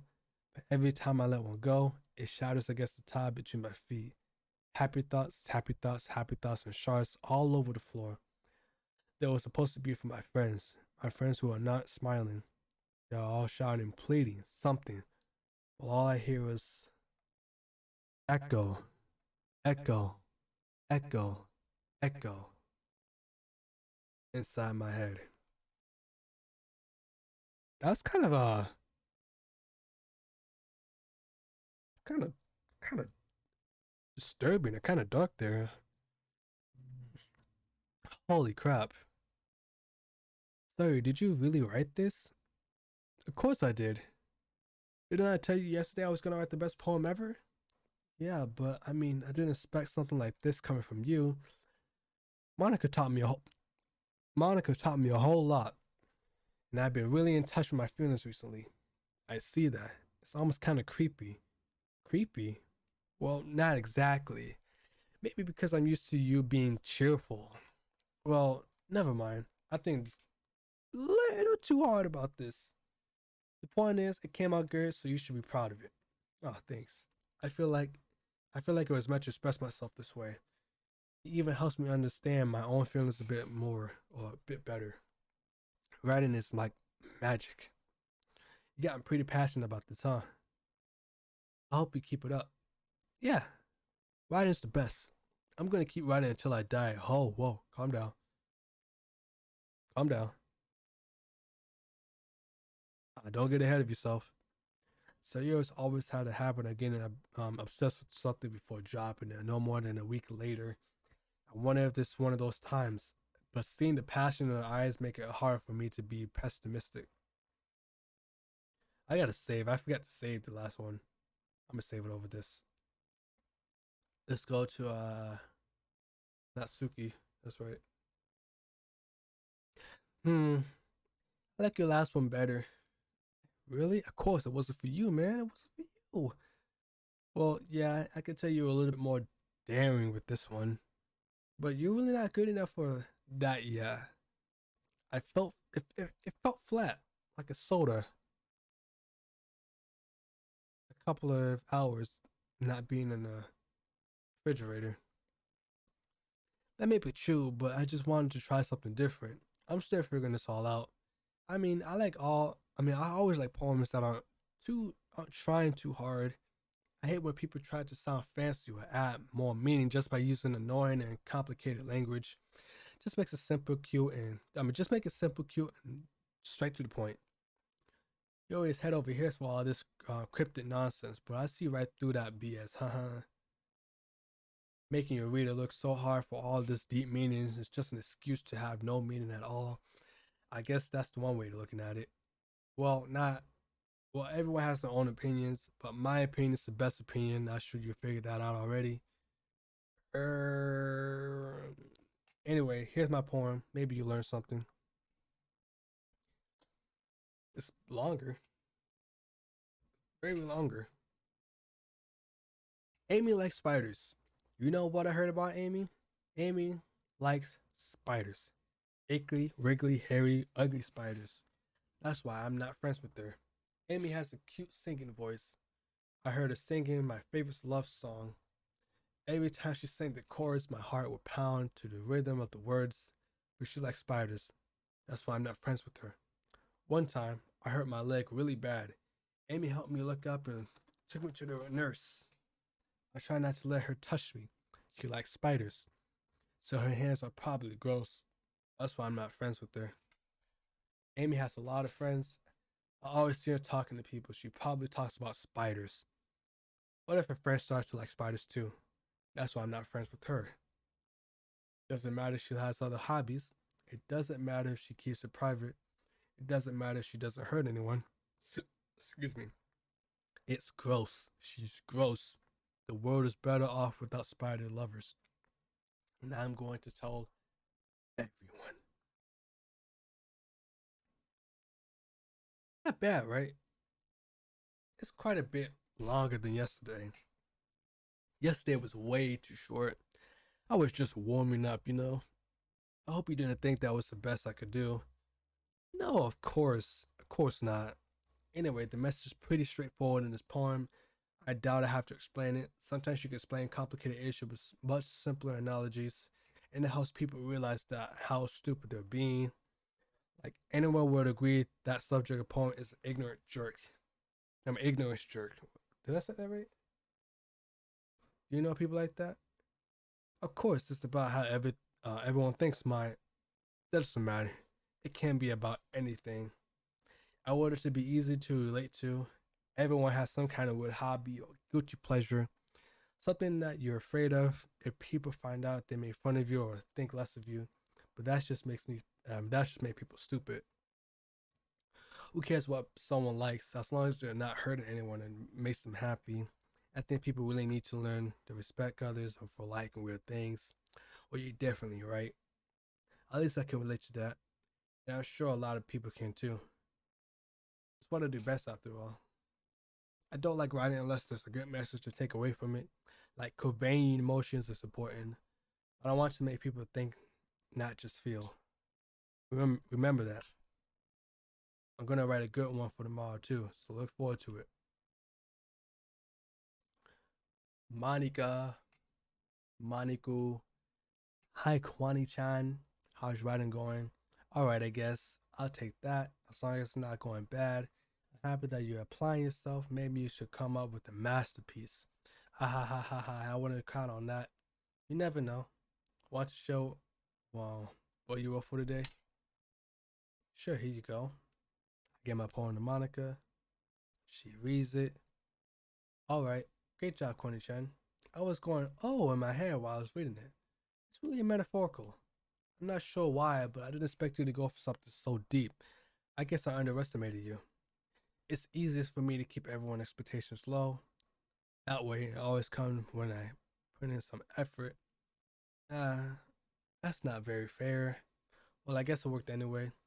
You know that you like this kind of writing, right? Writing that full of energy. We did it. Writing that's full of imagery and symbolism. I like Sayori, who likes using simple and direct words to describe happiness or sadness. You realize when readers are left to derive their own meaning out of it. It's very challenging to write like that effectively, both to allow people to get something out of it just by feel, or letting them deeply analyze all of the nonsense. Excuse me. It takes years of practice, which I assume Yuri has at some point. I never really asked though. I'm sure I'm nowhere near her level yet. Don't worry so much about it. You do your own thing. Just keep exploring and learning by trying new things. But anyway, what are you with my poem now? I like the way this one turned out, so I hope you do too. All right, let's take a look. Let's take a look at this. Save me. Colors. They won't stop. Bright, beautiful colors. Flashing, expanding, piercing. Red, green, blue, an endless cacophony of meaningless noise. The noise, it won't stop. Excuse me. Finally, braiding waveforms, squeaking, screeching, piercing, sine, cosine, tangent, like playing a chopboard on a turntable, like playing a vinyl on a piece of crust. And that's like vinyl on a piece of crust. That's kind of weird. The endless poem of meaningless. Load me.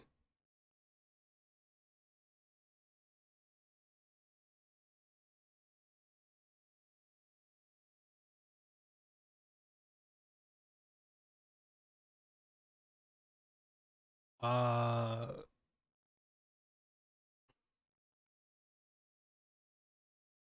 uh,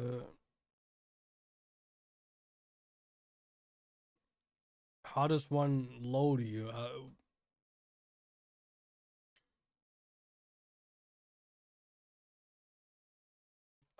Maddie, are you still in the chat?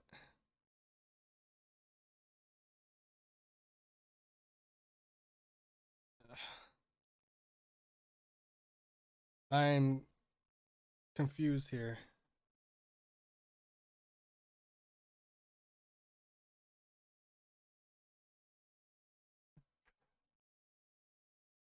I'm really confused, man.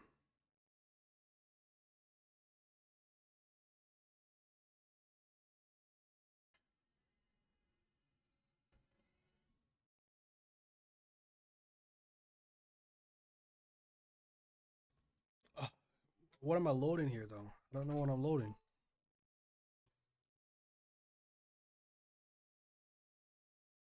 I'm gonna save this.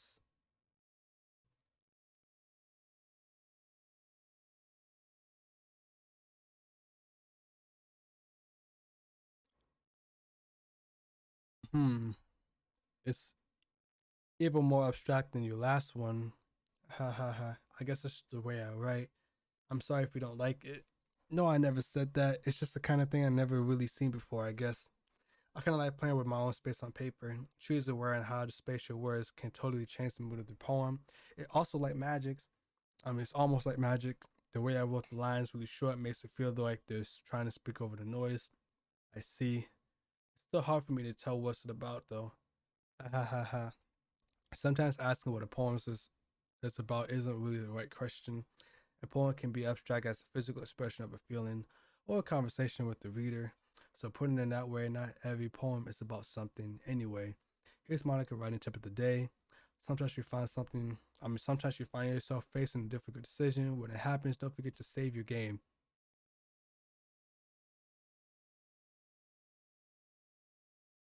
What?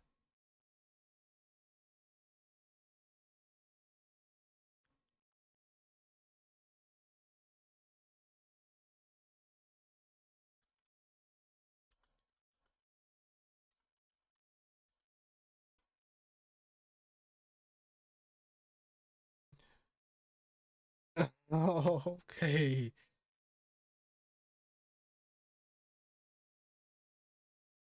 My thing's off.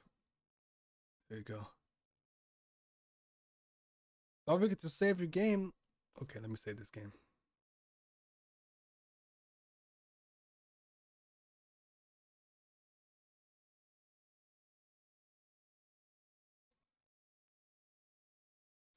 I saved the game, Monica. I.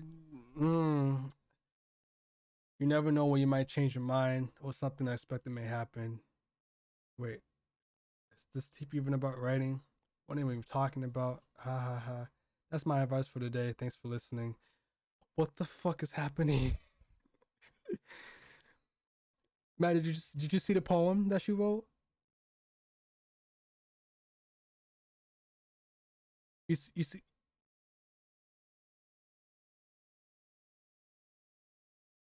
what does she mean by load me? What does she mean by save me, load me? I don't understand. I don't understand.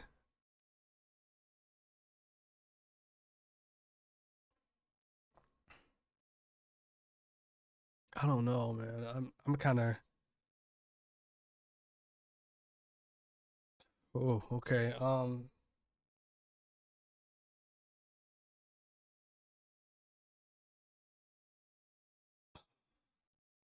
I don't.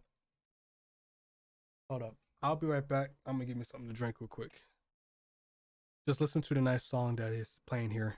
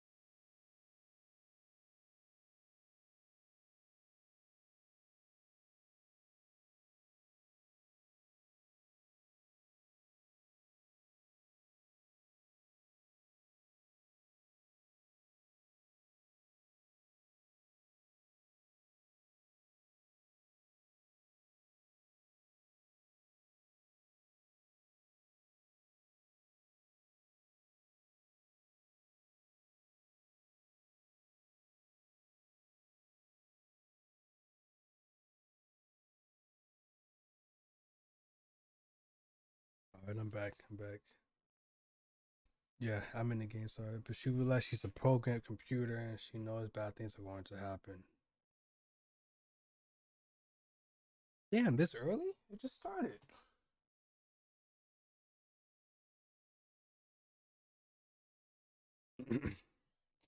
Let's see what you were in for today. Oh. Yuri says at the poem with a surprised expression on her face.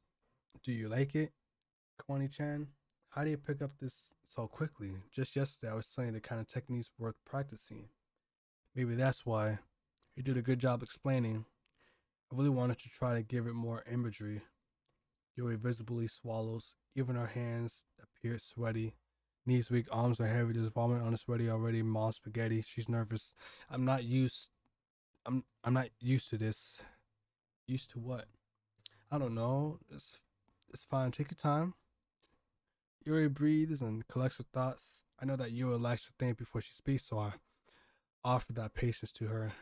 Yeah, just being appreciated like this, I guess. Probably sounds really stupid, but seeing someone motivated by my writing, it just makes me really happy. Are you saying you never shared your writing before? Yuri nods. Really, I don't believe it. I really only write for myself. And besides, people would just laugh at me. Do you really ever think that? Again, Yuri nods. Huh? Even your close friends? Yuri doesn't respond to that. I wonder why. Anyway, do you want to show your poem you wrote today? Yeah, I do. If it's with you. The raccoon. The raccoon. It happened in the dead of night while I was slicing bread for a guilty snack. My attention was caught by the scuffles of a raccoon outside my window. Excuse me.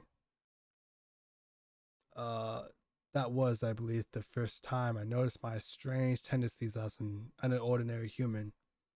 I gave the raccoon a piece of bread, my subconscious well aware of the consequences, well aware that a raccoon that is fed will always come back for more. The enticing beauty of my cutting knife was the symptom. The bread, my hungry curiosity, the raccoon, and an urge. The moment and in, increments its phase and reflects that much more light off my cutting knife. The very same light that glistens in the eyes of a raccoon friend. I slice the bread, fresh and soft, the raccoon becomes exciting. Or perhaps I am merely projecting my emotions on the newly satisfied animal, my bad. The raccoon has taken to follow me. You could say that we gotten quite used to each other. The raccoon becomes hungry more and more frequently, so my bread is always handy. Every time I brandish my cutting knife, the raccoon shows me its excitement. A rush of blood, classic Pavlon. I mean, that's not Pavlon.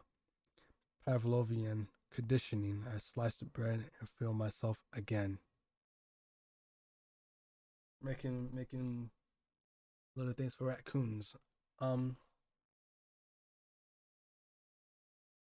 it was a little more daring with this one than yesterday's. I can see that. It's a lot more metaphorical. I don't know if it's my fault, but I can't begin to imagine what this poem is about. That's right. It's a bit closer to my preferred writing style, using the poems as a canvas to express vivid imagery and conveying emotions through them. Yeah, if I take it at face value, then I can't even figure out what it's supposed to mean. Well, I think something that different people can relate to their own way. I wanted to express the way it feels for me to indulge in my more usual hobbies. If those sort of things I usually forced to keep myself, so I sometimes enjoy writing about them. Huh, that's funny. Didn't that secret also write something about that? About someone being ridiculous for a strange interest? Uh, she did. Yeah.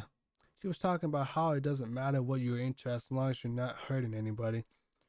She she's right. I mean, does she really feel that way? Yeah. Sounds like you two have that in common. That's interesting. To me, she seems like the kind of person who will make fun of my hobbies. But I suppose that's my fault for judging, isn't it? Please don't tell her that I said that. Don't worry about it. I have no reason to. Okay. Well, thank you for sharing with me. After all, if I haven't learned to embrace my own weirdness, probably wouldn't hate myself. Or I'll probably hate myself. I may be ranting a little bit now, but I'm glad that you were a good listener. Okay, everyone, we're all done reading each other's poem, right? I have something extra planned for today, so everyone can sit in front of the room. Is it about the festival? Well, sorta. Do we have anything to do for the festival? It's not like we could put anything good in just a couple of days. It just ended up embarrassing ourselves instead of getting any new members. That's a concern of mine as well. I don't really do well with last minute preparations. Don't worry so much. we're gonna keep this simple, okay? And we're gonna need more than a few decorations. So Yuri has been working on posters, and I've been designing some pamphlets we can give out during the event. Okay, that's great and all, but that doesn't tell us that we're actually going to be doing for the event. Sorry, I thought you heard about it already. We're gonna be performing. Performing? Uh, Monica? Yeah, we're gonna have to poetry performance. Each of us are going to choose a poem to recite during the event. Both the cool part is we're all so going to let anyone.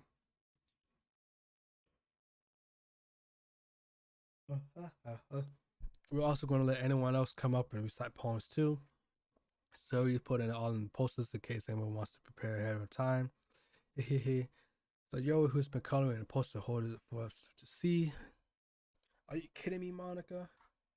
You didn't even. My bad. You didn't. You didn't already just start putting those posters up, did you? Well, I did.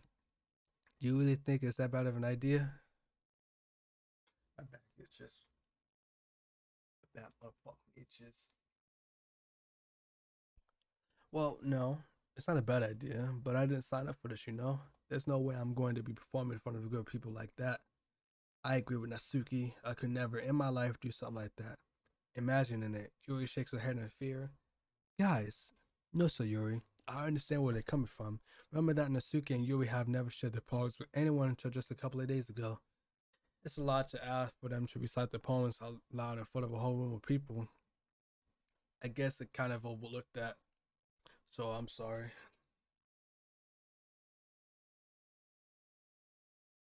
But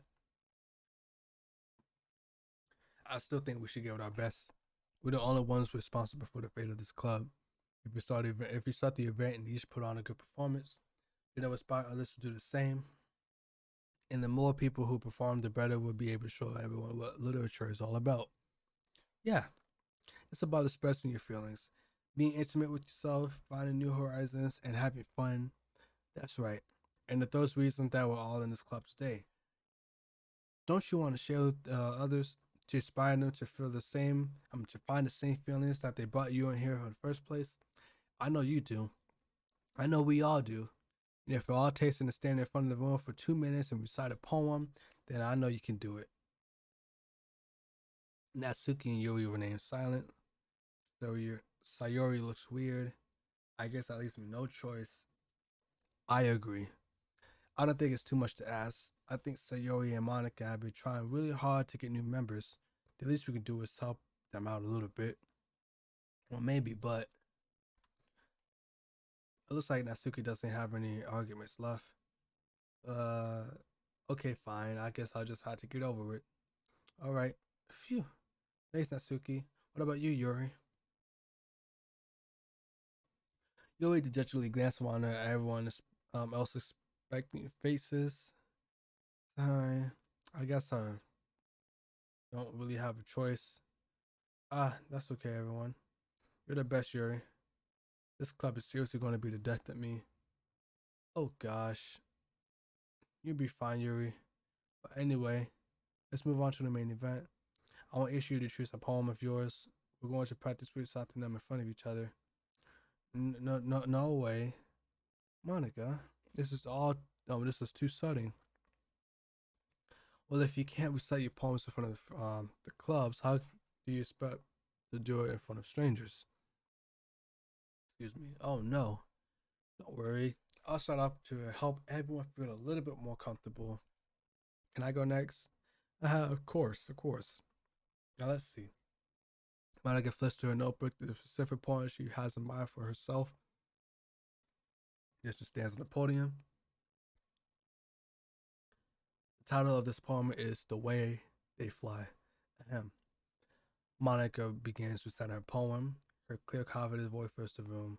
More than that, her inflections is pristine. She knows exactly how to apply emotions behind each line she recites, bringing the words to life. This is something she has done before or simply a natural. I glance around me. Everyone has their eyes on Monica. Sayori looks amazed. Yuri has an intense expression on her face that I don't understand. Finally, Monica finished the recitation. The four of us applaud. Monica takes a breath and smile. That was good, Monica. Ha ha ha. Thank you very much. I was hoping to set a good example. Are you ready to go next, Sayori? I'll go next. What? You're fired up all of a sudden. Yuri clutches a sheet of paper between her hands and stands up. Keeping her head down, she walks quickly over to the podium. This poem is called. Yuri anxiously glances at each other. You do it, Yuri. It's called At the Image of a Crimson Eye. Yuri's voice shakes as she starts reading the poem. Just a moment ago, she practically refused to do this. Why is she all of a sudden putting in so much effort? As Yuri gets past the first couple of lines, her voice changes. It's almost like what happens when Yuri gets observed in the books. Her quivering words transform into the sharp symbols of a fierce and confident woman. The poem is full of twists and turns and the structure that it seems enunciates with perfect timing. This must be a rare glimpse into the wildflower. Yeah. This must be a rare glimpse into the wildflower. Whirling fire Yuri keeps concealed inside her head. Suddenly she finishes. Everyone is stunned. Yuri snaps back into reality and glances around her as she's bewildering herself. God, I can't read.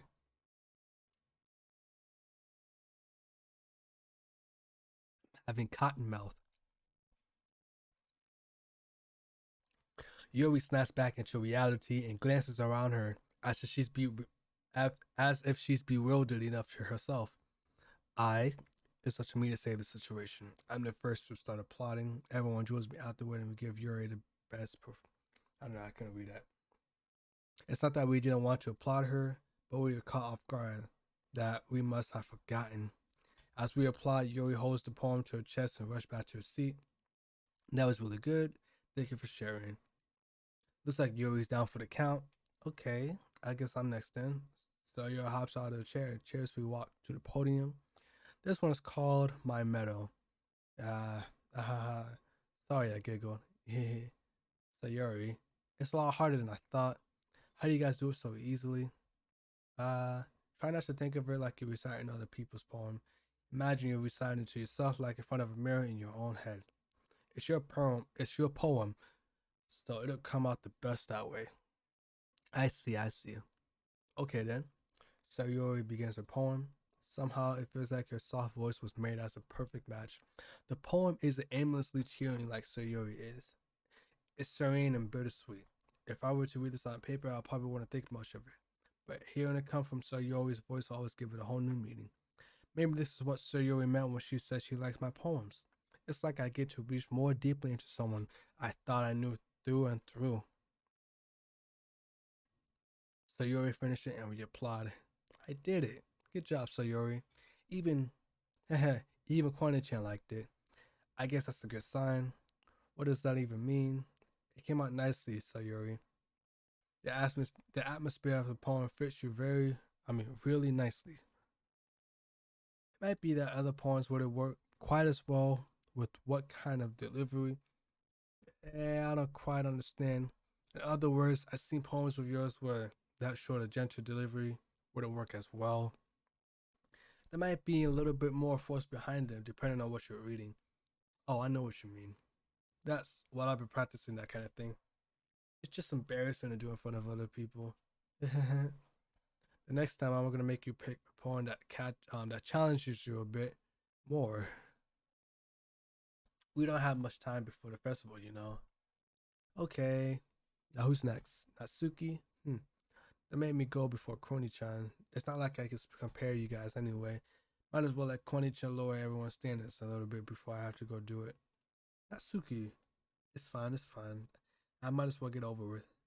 But it's not like I have much of a selection of what I read.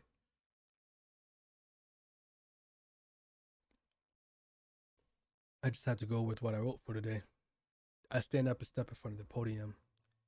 Everyone has their eyes on me, feeling terribly awkward. I recite my poems since I'm not exactly confident in my own writing. It's hard to put energy into it. Despite that, once I finish, I receive applause anyway. So I'm not really good as I'm not really as good as everyone else.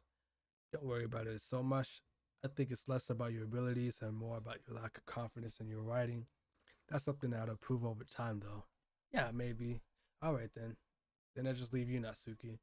Yeah, I'm going. Natsuki begrudgingly gets out of his seat and makes her way to the podium.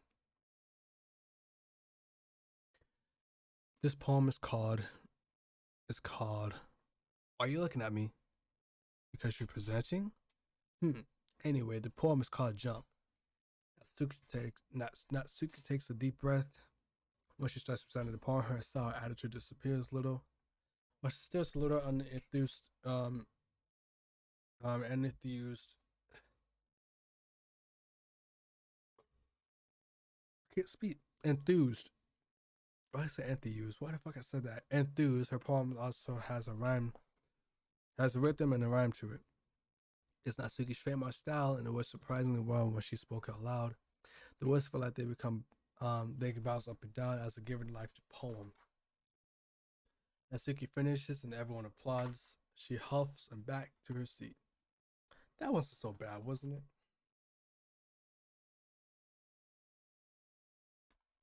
Easy for you to say. You better not be let me do it again. Oh well. You at least feel prepared enough to recite a poem in front of other people. I mean, doing it in front of other people would be way easier. I can put on whatever face I want for other people. But when it's just me and my friends, it's just embarrassing. That's a surprise, Natsuki. I think it would be the other way around for me. Well, that's just how it is, so. Well, I guess in that case, you won't have much time to worry. I mean, you won't have much to worry about for the festival. That said, I want to thank everyone for coming, though. It might be hard, but I hope that you're all having a day what it's like. Make sure you pick a point, get enough practice for this festival, okay? I'll be making pamphlets, so let me know ahead of time what you'll be reciting. Jeez, I should probably find some other poems to recite instead. That's fine too. It doesn't have to be your own. I'm already pleasantly surprised that you put in all this effort for the club. It makes me really, really happy. Yeah, no problem. Okay, everyone. Hey. Roses on my hand and the rivers on my feet. I've been walking down the street, sun shining on me, and man, I feel so happy. It's like a happy song. Okay, everyone. I think it's about it for a day. I know the festival's coming up, so let's try to write poems for tomorrow as well. It's been working out really nicely so far, so I like to continue that. As for the festival, we'll finish planning tomorrow, and we have to weekend for to prepare. Monday is the big day. I cannot wait. I can do this. I can do this. All right. I stand up. There's no way I'll be able to find the same enthusiasm as Sayori and Monica, but I'll do the best to get through it. It's for the sake of the club and impressing Monica. Then I have to do my best. Pretty good, Sayori. Yep. Look at you two, always going home together like that. It's kind of adorable, isn't it? Jeez, guys, that made me such a big deal out of it. It must be a little nice though. Well, how am I supposed to respond to that? It's a good corner train. You don't have to say anything. Whatever. Let's go already.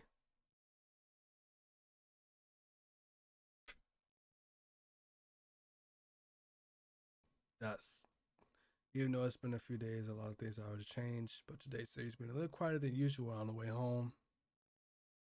Hey, Sayori. Sorry, I was spacing out. No wonder. I was thinking about something from earlier. I like how we get to. I mean, Sayori if almost with the words. So let's just say that one day Yori asked you to walk home with you. Huh? Wait, what? Say she asked to walk home with me. Huh? What would you do? What kind of question is that? You're kind of putting me on the spot here.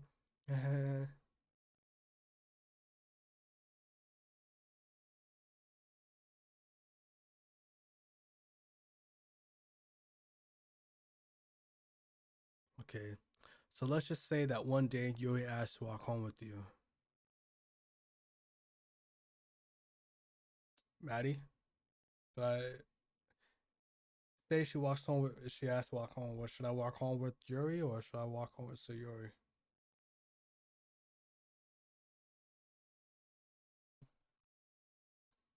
I think I'll just, she's my friend. She's my friend. But at the same time, I'm trying to get with Sayuri.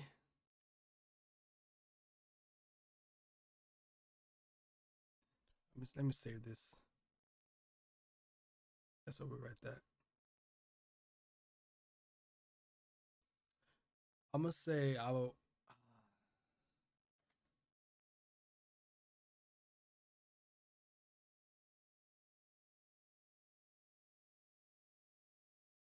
I don't know.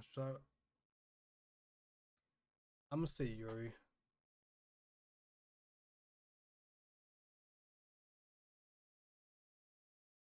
I mean, given how hard it is for her to socialize, I would feel off for turning her down. So, isn't she so beautiful and smart? That's not to do with what I just said. You admitted it. Jeez, there's nothing.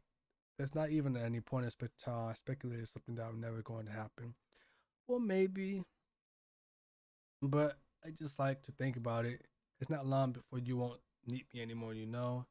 Need you. So Yuri, I can't figure out how you're seeing things in your head right now. Sorry, everyone is different. Nobody in the club is a replacement for you. If you say so. Conversation trails off, and I was feeling left awkward. But it was kind of her fault for trapping me. It was such a weird question. I can't lie to her. But if there's something that makes me happy, I would hate to just take it that way from her. That's why I said there's no point in speculating. Then again, the festival was only a few days. Who knows what would happen in that time? Ooh.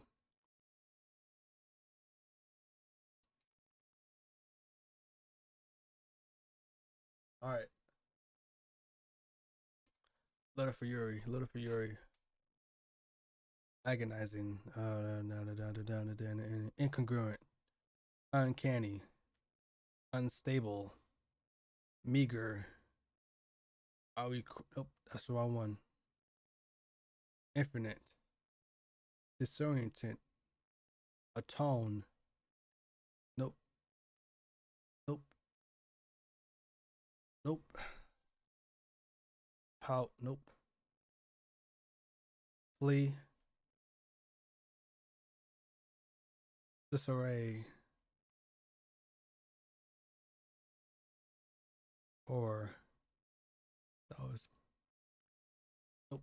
Nope. Nope. Nope. Nope. Nope. Nope. Nope. Nope. Nope. Eternity. Yeah, glad I did that. Shame. Nope. Judgment. There we go.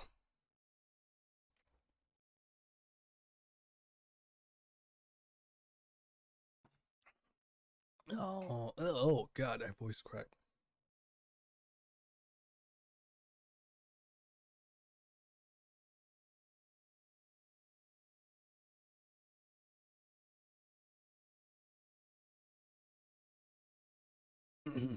Oh man. Okay. And the last one here again. Don't worry, I just walked into. Were you practicing piano again? Yeah. You must have a lot of determination staring this club and now picking up piano. Well, maybe not determination, but I guess passion. Remember that club wouldn't be here if it wasn't for y'all, all of y'all. And I'm super happy that you're all willing to help out for the festival. I can't wait for the festival. It's gonna be great. Yeah. Weren't you complaining about it just yesterday, Natsuki? Oh, yeah. I'm not talking about our part of the festival. But it's a whole day of school where we're gonna get to play and eat all kinds of delicious food. You sound a bit like Sayori all of a sudden. Monica, do they usually have a fried squid? Squid? It's a pretty specific thing to look forward to. Oh, come on. Are you saying you don't like squid? You of all people? I didn't say I didn't like it. Besides, what do you mean by you of all people? Because it's right in your name. Monica.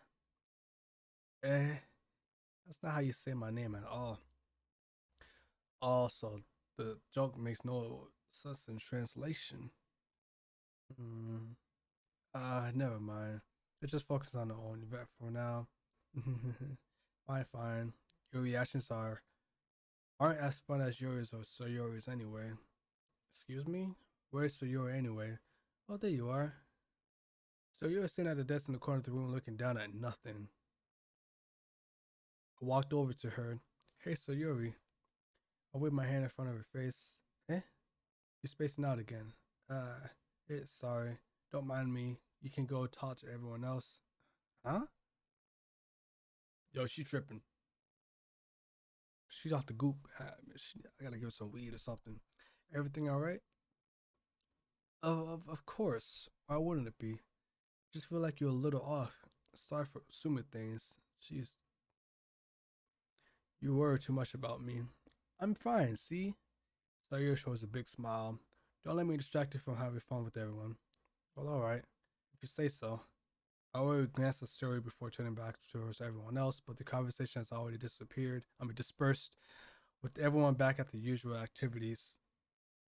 I'm using Streamlabs. Maybe I should ask Monica if she noticed anything about Sayori recently. Since they've been preparing for the festival, they must be spending a lot of time together. I intently approached Monica, who is shuffling through some papers at her desk. Kwani-chan, what's up? Hey, this might sound a little strange, but have you noticed anything with Sayori? Anything up with Sayori lately? Anything up with her? What way do you mean?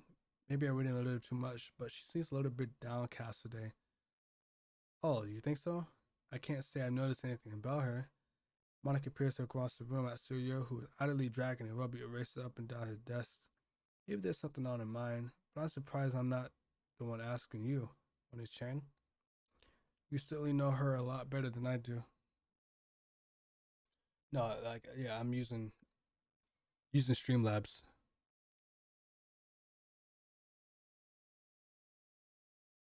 Yeah, but she never really liked this. She's always talked to me about things that bother her, but this time when I asked her, she was really dismissive. Sorry, I don't know. I know it's not your problem. I just wanted to ask you if you knew anything, so I dropped now. No, no, no. It's important to me too. I mean, I'm also friends with her, and I also care about the well-being of my club members. Maybe I'll try to talk to her myself. Are you sure about that? It seems like she wanted to be left alone. Are you sure? Maybe she just has a hard time bringing up with people of interest, person of interest. What do you mean by that? I say that maybe the thing on her mind is you, Kwani-chan. Me? How on earth would you come to that conclusion? Yeah. Well, I probably shouldn't say too much, but Sayuri talks about you more than anything else, you know? Eh? She must have been happy ever since you joined the club. It's like an extra light was turned on inside of her. What? No way. Sayori is always like that. She's always been full of sunshine. It's not any different now that she has been, always been, my bad. You're so funny, Connie-chan. Have you ever thought that maybe you always seen her as so cheerful because that's the way how she is and how she is around you? I said too much. I'm sorry. What I know anything right now? I didn't mean to jump to conclusions, so you should just forget about what I said. I'll try to talk to her, so try not to think about it for now. Alright. Monica smiles meaningfully. I know she said to forget about it, but I only know that I won't be able to get her words out of my head. Monica stands up from her desk and walks across the room to where Suyori is sitting. I watch her kneel down next to Suyori and gently talk to her, but she keeps her voice so quiet that I can't hear from her. I sigh and sat myself down. I know Suyori told me not to worry about her and have fun with everyone else.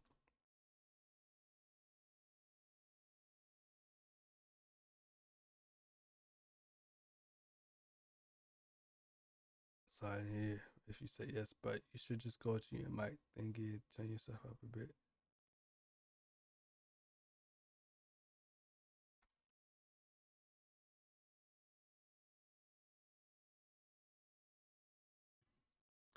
Uh, is that better? That better? Oh, that's right. Because when I reset it, it just went back low. My bad. We're good now.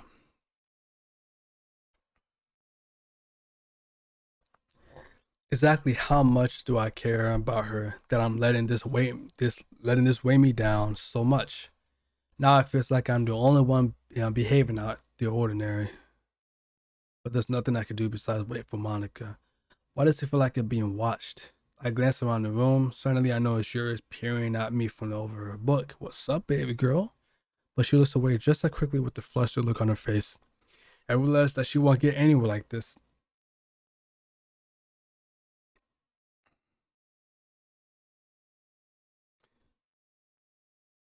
I got a I got a new mic. I got the Shure SM7B. It's one of those professional mics. So I got that, and I got the little mixer board that I used to streaming and stuff. So that's what I got. I try to keep myself in the green, but apparently I just got to keep myself in like the yellowish borderline to the red, or borderline of red. Okay. I never seen Yuri. I never really seen Yuri push anyone with such. I never seen Yuri push anyone or start a conversation on her own accord. So I have no choice but to push her myself. But now it's literally easier for me to do that. I stand up for my desk and sit next to her on her own. I didn't mean to bother you or anything. Well, I shouldn't even do anything. But I can tell that you wanted to be alone with your thoughts. Alone with my thoughts. How are you even able to tell that I was thinking like that? Well, it's something that I do a lot, so it wasn't hard for me to spot based on your posture and expression. Not that I was standing or anything. I didn't do anything creepy like that. In any case, I guess you were right. I mean, I'm sorry if I caused you any concern. Don't apologize. Your troubles are only concerning for those who are willing to share that concern. Of course, they're all concerned those. Oh, wait. Hold on, let me restart. Of course, there are certainly those who find the most comfort in keeping them to themselves. But if you would prefer to share what's on your mind, then I'll be glad to listen. It's really not that big of a deal. I just feel a bit uneasy about Sayori. Sayori? Yeah, she seems a little off today, but when I asked about it, she didn't want to admit it to me. Uh, so I can't help but wonder if something happened to her. Oh, that's quite romantic. Eh? So sorry. I didn't mean to say anything stupid or something stupid. It's not that. I just didn't want you to misunderstood. Sayori and I have been just friends for a long time. I see. And perhaps it's unusual for her to be dismissive to you about her feelings. Or maybe I'm just reading into it a little bit too much. Kwani Chan, the word is full of meaning, often hiding deep beneath plain sight, and there are many untold mysteries behind every person, no matter how well you may know them. Ah, so you think that there might be something behind it after all? Hmm. I think that Sayori is a very complex person. Her mannerisms on the outside don't always match up what may be going on inside her head, and she may not always know what she wants. I noticed her strange behavior today too. I also feel some certain for concern for her. But in your case, it looks like she was fully occupying your thoughts, wasn't she? Well, I guess that was the case. Sayori, she really means a lot to you, doesn't she? I, I guess, but you don't need to put it that way. We're just good friends, that's all. Yuri suddenly looks deep into my eyes. Her expression is gentle and curious as she was searching for something. Embarrassed, I avert my gaze. Sometimes a person mysterious are untold even to themselves, and you, as someone honest and caring, may uncover feelings you weren't aware of were in you. Whoa, hold up. That is, I think that she would be a very fortunate person to have you feel that way about her. Whoa. Da, da, da, da, da, da.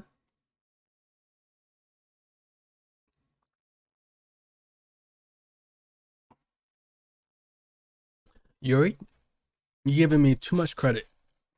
I'm a pretty simple guy, so I think I'm pretty good at understanding my own feelings. I'm not nearly as sophisticated as you. Ah, that's not a it's not a compliment, isn't it? It is what it is what it is. Anyway, as long as we're here, why don't we do some reading? Well, as long as you're okay with it. Yeah, I should be taking my mind out this whole thing anyway. Why don't we go ahead and get started? Yes, let's. Actually have a request. Do you mind taking some? Mind if I make some tea first? Not at all. Thank you very much. If there's anything that can make my reading time here any better, it's a nice cup of tea. Not to mention for yourself as well. She gets up and makes her way to the closet. I follow and wash as she retrieves a small water pitcher from the shelf, kind of with the filter inside. Can you hold this for a second? Sure. Yuri hands me the water pitcher and also fetches an electric kettle. I'm going to plug this out at the teacher's desk and then we'll go get some water. She walked past me and set the kettle down on the teacher's desk. I simply watch her movements. To my surprise, the way she moves really contrasts with speaking mannerism, especially because of her long legs. Yuri appears elegant and methodical. Okay, may I have the water pitcher? Thanks, I'll be right back. Alright, I might as well walk with you. Yeah, right now. Shall we go then? Yeah. Where are you off to? Or where you two off to? You're just gonna make some tea, so. I suddenly realized how stupid it is to explain this to Monica. We're just filling the water pitcher. Okay. Sorry, just a bit curious. That's the kind of one person job, isn't it? Yes. Monica, please mind your own business for once. Or do you want to tell me there's something wrong with helpless involving Kwani-chan and club activities? My mouth gapes. I suppose there's nothing wrong with that. Then let's go, Kwani-chan. Oh my god, look at my bae though. Look at my bae. Yuri quickly exits the room and I follow. Once in the hallway, she suddenly puts her forehead against the wall. I spoke without thinking. How could I say something like that? Yuri, something about the way she said that, it made me feel so irritated. Every time the music stops, it just creeps me out, man. What's wrong with me? No, Yuri. I think you did the right thing. I wasn't expecting it, but it's also not for Monica to judge people like that. Kwani-chan, how come even when I do something bad, you're being so nice to me? Because none of that you do is as bad as you make it seem to your head. Nobody's perfect. We all have emotions. We all can't hide them away. We are always amplifying things in your head. You might turn a light rain shower into a hurricane. No. Would you hate me for something that as terrible as that? Why would I hate you? I can't hate someone for having emotions. What kind of friend would do that? And you say? You're a her Kwani-chan. I really like being friends with you. Make sure you. What the fuck did you say that, bro? I like being friends with you too. I feel kind of awkward saying something like that, but I'm doing the best to help yours feel better. Anyway, yeah. Shall we go? Yeah. We're right now watching the nearest fountain. Once we fill up the water pitcher, we went to the classroom. Kwani-chan, do you like the oolong tea? Yes, anything is fine. Very well. You already set the temperature on the kettle to 200 degrees. Now it's time to get the teapot. You really do this properly, do you? Of course. I shouldn't do any less when I make tea for others. Even if I'm not an expert on tea or anything. In that case, you'll be only more impressed. Perhaps I will.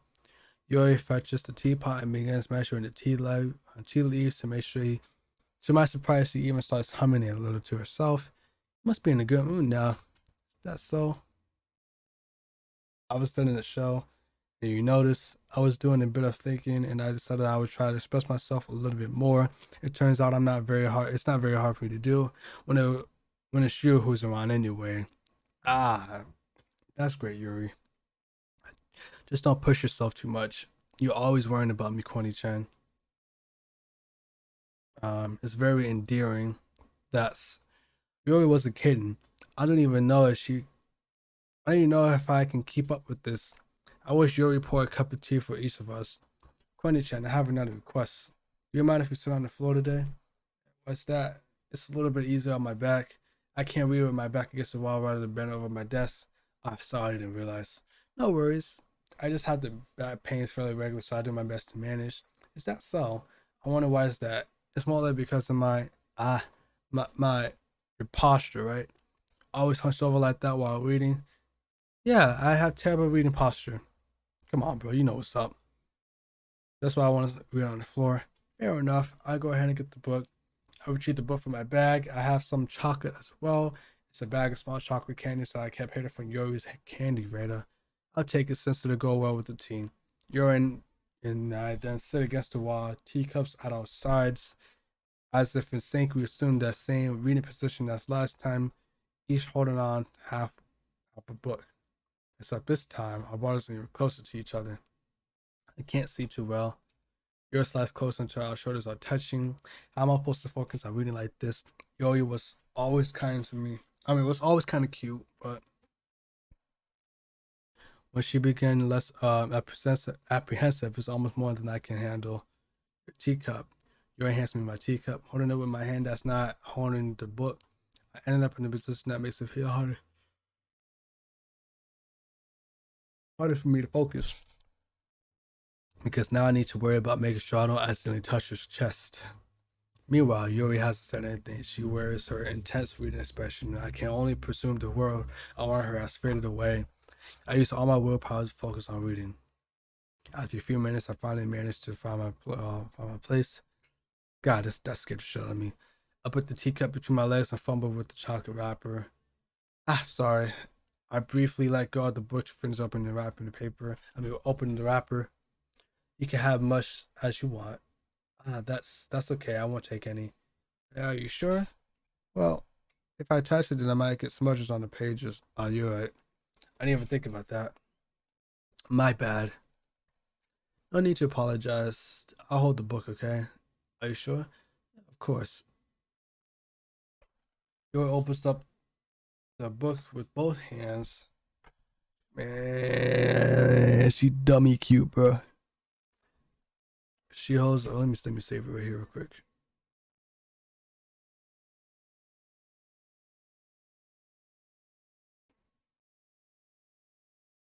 But as a result, her left arm is practicing resting on top of my leg. Well, in that case, Yuri's already totally focused on reading again.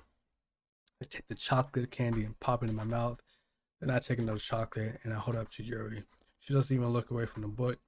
She simply parts her lips as if the situation was completely natural.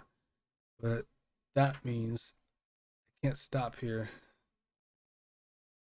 Bro, she's so fucking beautiful, bro. I apprehensively place the chocolate in her mouth. Just like that, Yuri closes her lips over it. Eh? Yuri's expression suddenly breaks. Did I just... You look at me like she needs some comfort or comfort for what just happened. Kwani Chen. So sorry. I guess I should have done that. That's... Well... You were just helping. That's something that friends do, right? I mean, not really in that kind of context, but yeah, that's all it was. Yeah, then you don't need to stop or anything. I see. The situation has got really tense. You were trying to return the book, but I can tell you by her expression that she can't really focus now. She can't focus now. My heart is pounding. I nervously take another chocolate between my fingers, but this time your eyes meet mine. I didn't even come to this. Yuri doesn't avert her gaze. I notice her chest rising and falling to the rhythm of her breaths. I raise my arm. Right before Yuri parts her lips, but it's different this time. I take the chocolate and place it into her mouth. I feel the hot breath on my fingers.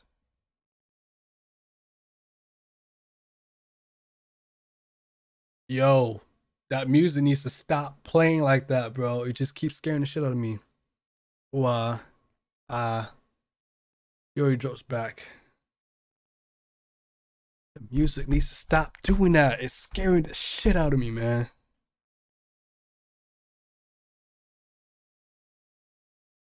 God. Yuri drops back. It's time to share poems. Quentin-chan, can you help Yuri put that tea stuff? Oh, put away the tea stuff, right? Yeah, of course.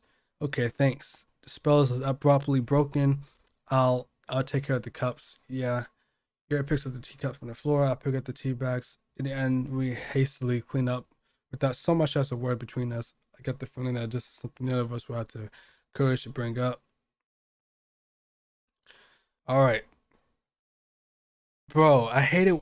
Oh my god, it's just so creepy when you just listen to the music.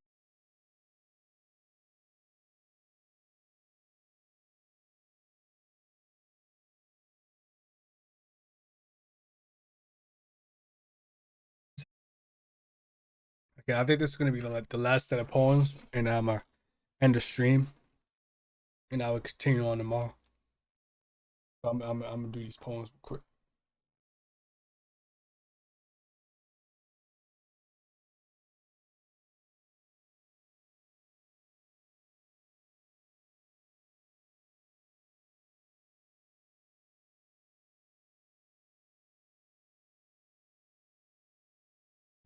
All right, let's do Sayuri.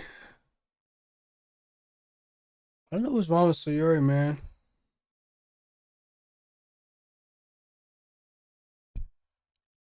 Hmm. It's nice, I guess. Come on, I can always say you don't like it. Well, you don't need to worry about what I think.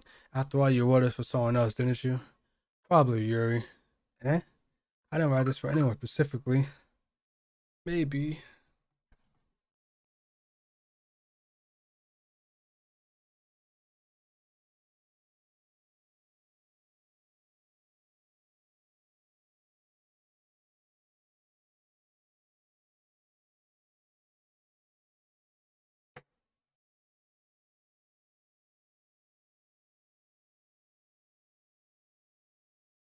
Okay, my bad. Maybe. That's not really what I meant though. But it's okay. You're making new friends, just like I was hoping. That makes me really happy. And you're happy too, right? In this club. Well, of course I am. Good. That's all that matters to me. Thank you, Quan Chen. So Yuri, is there something wrong? Huh? No, nothing. I'm just a little tired today. All right. Just tell me if you need anything. I will. Don't worry about me, okay? You can go play with everyone else now, if you insist. Yay. We're gonna go home a little bit early today. So Yuri, tell Monica I wasn't feeling well, okay? I'll see you tomorrow. But before I can say anything else, Yuri cheerfully walks out of the classroom, humming to herself.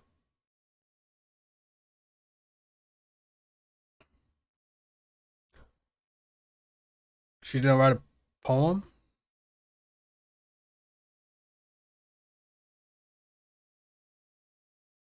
Damn. Okay. Man, I guess you really haven't learned anything after all. Honestly, I don't know why I get my hopes up in the first place. Well, I didn't do anything. This one was that. Yeah, whoa, what? I didn't think this one was that bad. What did I do wrong? Poems don't need to be all deep sounding express something.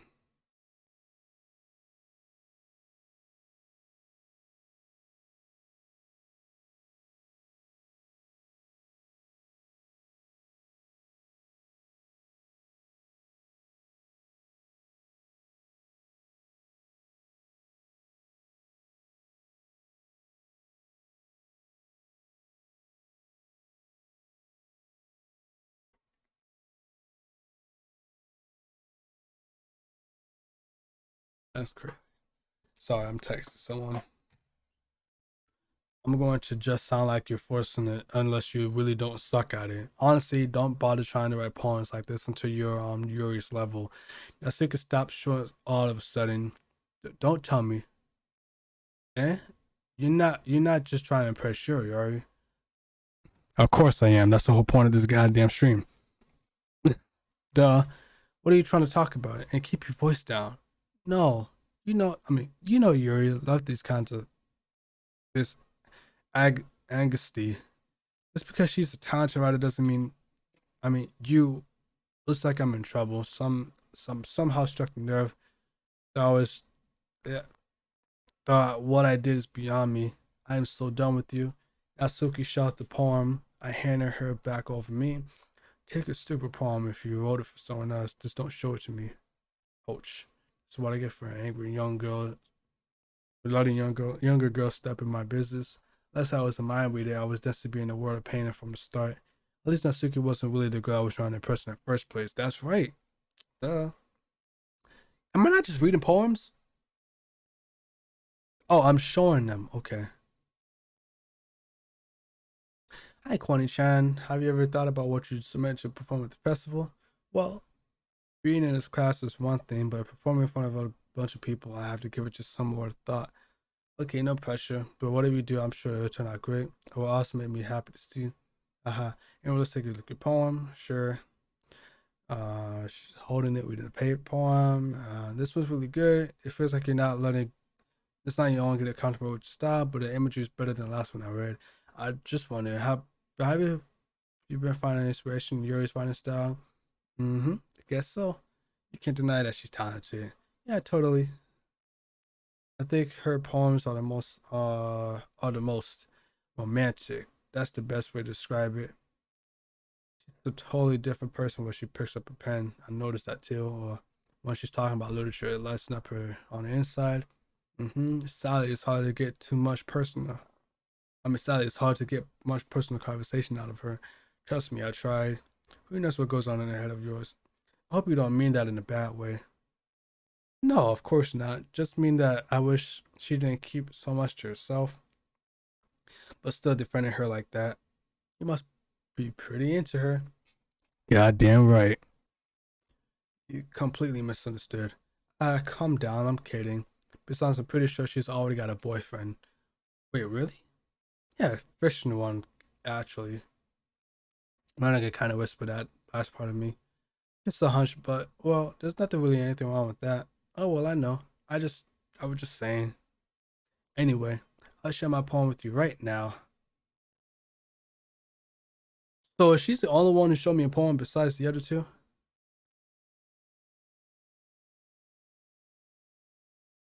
The lady who knows everything. An old tale of the lady who wanders earth, the lady who knows everything, that beautiful lady who has found every answer, all meaning, all purpose, all that ever was sought. Here I am, a feather, lost adrift the sky, victim of the current of the wind. Day after day I searched with little hope, knowing legends don't exist, but when all else has failed me, well, excuse me, when all others have turned away, the legends is all that remains. The last dim star glimmering in a um, twilight sky, until one day the wind ceases to blow. I fall, and I fall, and I fall, and fall even more. Gentler, I'm a gentle as a feather. Eyes that you kind of cut out. A dry quill, expressionless, but a hand catches me between the thumb and foreigner, the hand of a beautiful lady. I look into her eyes to find no end to her gaze. The lady who knows everything knows what I am thinking. Before I can speak, she responds in a hollow voice. I have found every answer. All I wish amount to nothing. There is no meaning, there's no purpose, and we seek the only impossible. I am not your legend. Your legend does not exist. And with the breath she blows me back afloat, I pick up a gust of wind. You know, I feel like learning and looking for answers. I already fuck it up. Not to get too full it's a philosoph- philosophical or anything, but it was kind of mine. It was kind of my mind, so that's what I wrote about. I see. I never really put too much thought into it. Anyway, it's almost paradoxical because if we all had the right answers to one of the words start to lose meaning. Oh, that's deep. That's really deep. That's deep. You ever notice? There's one thing I noticed. It seems like everyone in the club prefers writing about things that are more sad than happy. Are you surprised? I mean, if everything's always okay, we wouldn't really have anything to write about, would we? Humans aren't two-dimensional creatures. If you think that better than if you think, excuse me, I think you know better than anyone. You mean one-dimensional? Yeah, that. Anyway, here's Monica's writing tip of the day. Are you ever too shy to show your writing because you're afraid it's not that good? It can be really disheartening to get a lukewarm response to something you put so much into.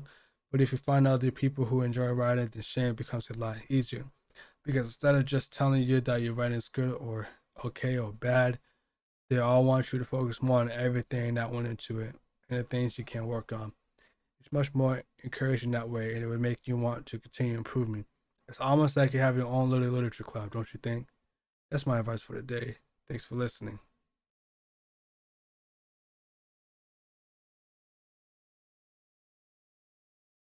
Yuri, hey, everyone's kind of creeping me out here.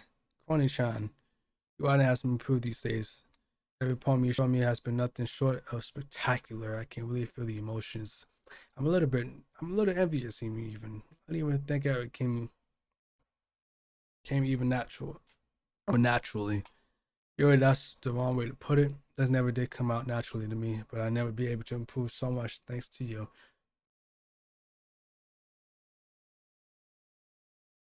You're really the example I was chasing after. Is that so? Yuri gently smiles to herself. This feeling, I'm so glad I got the chance to share my writing. I never thought I would feel like this. I remember you mentioning that yesterday. I can't believe that you're so good at something you never even shared it with anyone. It's kind of a shame, maybe, but it's not like I really had the choice. What do you mean? Well, Yuri smiles sadly. Funny Chan. Oh, it got serious. Hold up.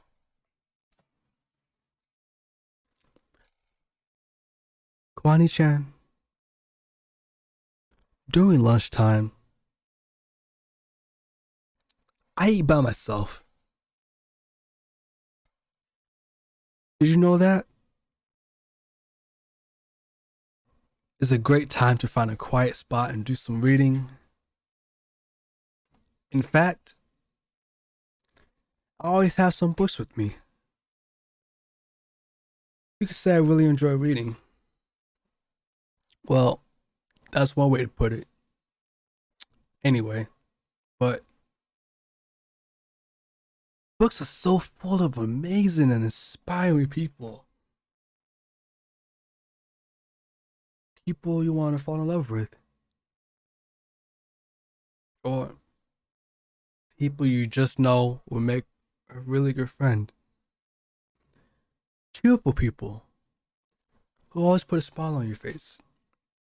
Or deep thinkers and problem solvers and who discover the mysteries of life. So when you look at it that way, I'm surrounded by friends every day. You know? And those friends don't laugh at me. They don't tease me for spacing out all the time. They don't make fun of my body type. What's wrong with your body type? What's wrong with your body type? Ain't nothing wrong with your body type, Yuri. Don't think that. And they don't hate me for acting like a know-it-all. People say that about you. I mean, people say that about you. I'm not a know-it-all, Connie-chan. It's the opposite. I don't know anything. I don't know how to talk to people. I don't know how to make people see me as normal. I don't even know how to make myself happy. If I have all these feelings, and all I could do is read and write. Or all I could do with them is read and write.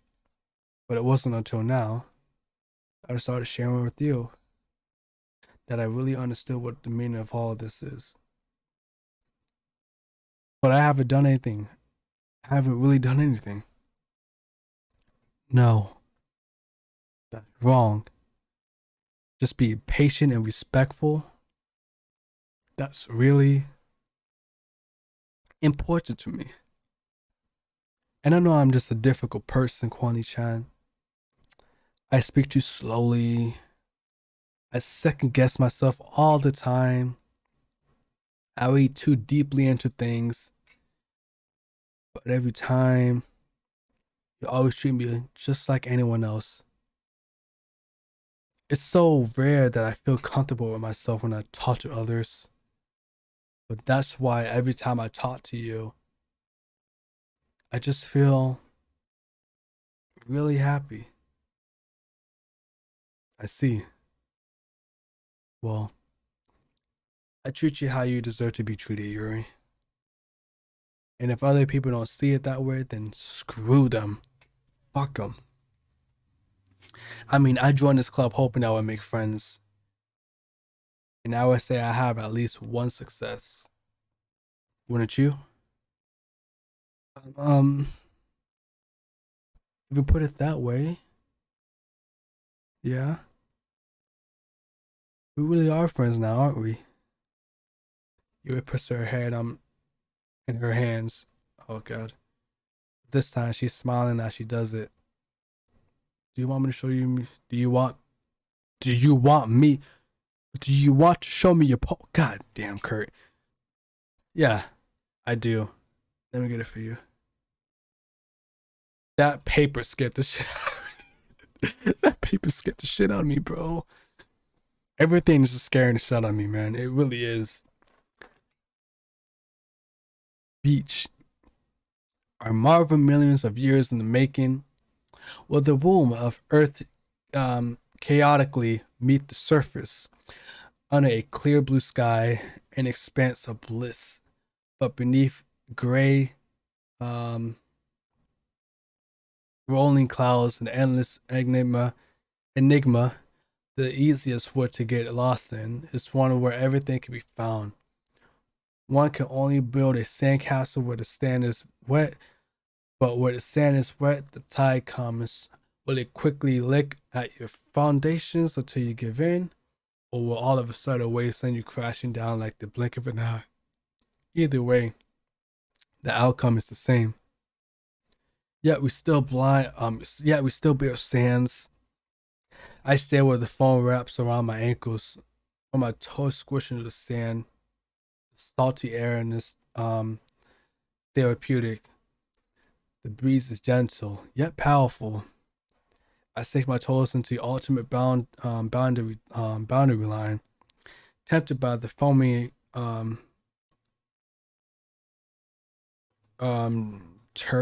turdrills. I probably said that wrong. Turns back and I butt my piece to erode at the shoe, drift forward, and I return to Earth for forevermore. I fucked up. That's so hard. I'm aware that the beach is kind of an inane thing, but I did my best to take a metaphorical approach already. You say like you don't even know what to write about. Oh, you haven't heard? The bird is a word?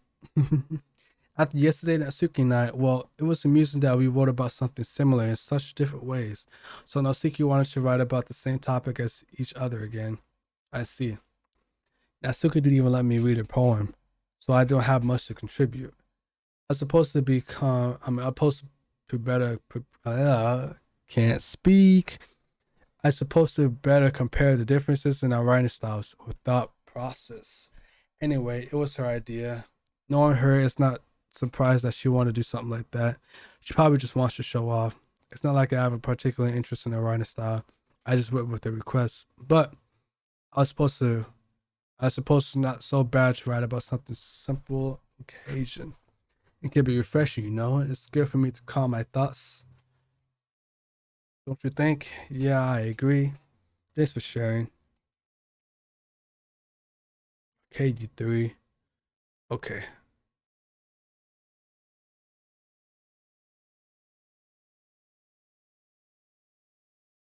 Okay, you three. Well, I done sharing poems, right? Why don't we start figuring out? Hold on a second. Is it just me or you say something strange just now? Eh? Sound like you something did sound a bit unusual. That's right. You just deviated from your usual catchphrase when addressing the club. Catchphrase? I don't have a catchphrase. Jeez. Why is the mood so weird today? Look, even Yuri's immune to it. Stagnant in the air is common, foreshadowing that something terrible is about to happen. In your book, maybe. Look, the only thing different is that Sayuri isn't here. Ah, it seems you're right. Sayuri always helps lighten the mood up a little bit, doesn't she? It's almost like every word's balance is thrown off a little when she's not around. What the heck did she want off to anyway? I thought she would want it to pee. That still could please show some decency. Oh, come on. She actually wasn't feeling too well and went home early. Not so. Hope she's alright. Seriously? Of all times to not go home with her, you picked the time she doesn't feel well. So much for you to being all lovey-dovey. No. First of all, stop misunderstanding my friendship with Sayo, you bitch. And second, she's kind of been avoiding me today, so I don't want to force it. Oh, that's curious, especially coming from Yuri, of all people. Calm down, guys. I talked to her earlier and everything's fine. What did she say? Anyway, we need to figure out the rest of it. What did she say? Monica, that's my best friend. What did she say? Let's decide what everyone will be doing this weekend. I don't know what I'm doing. That's right. Natsuki will be making cupcakes, but we might need a lot of them in different flavors. Can you handle that all by yourself, Natsuki? Challenge accepted.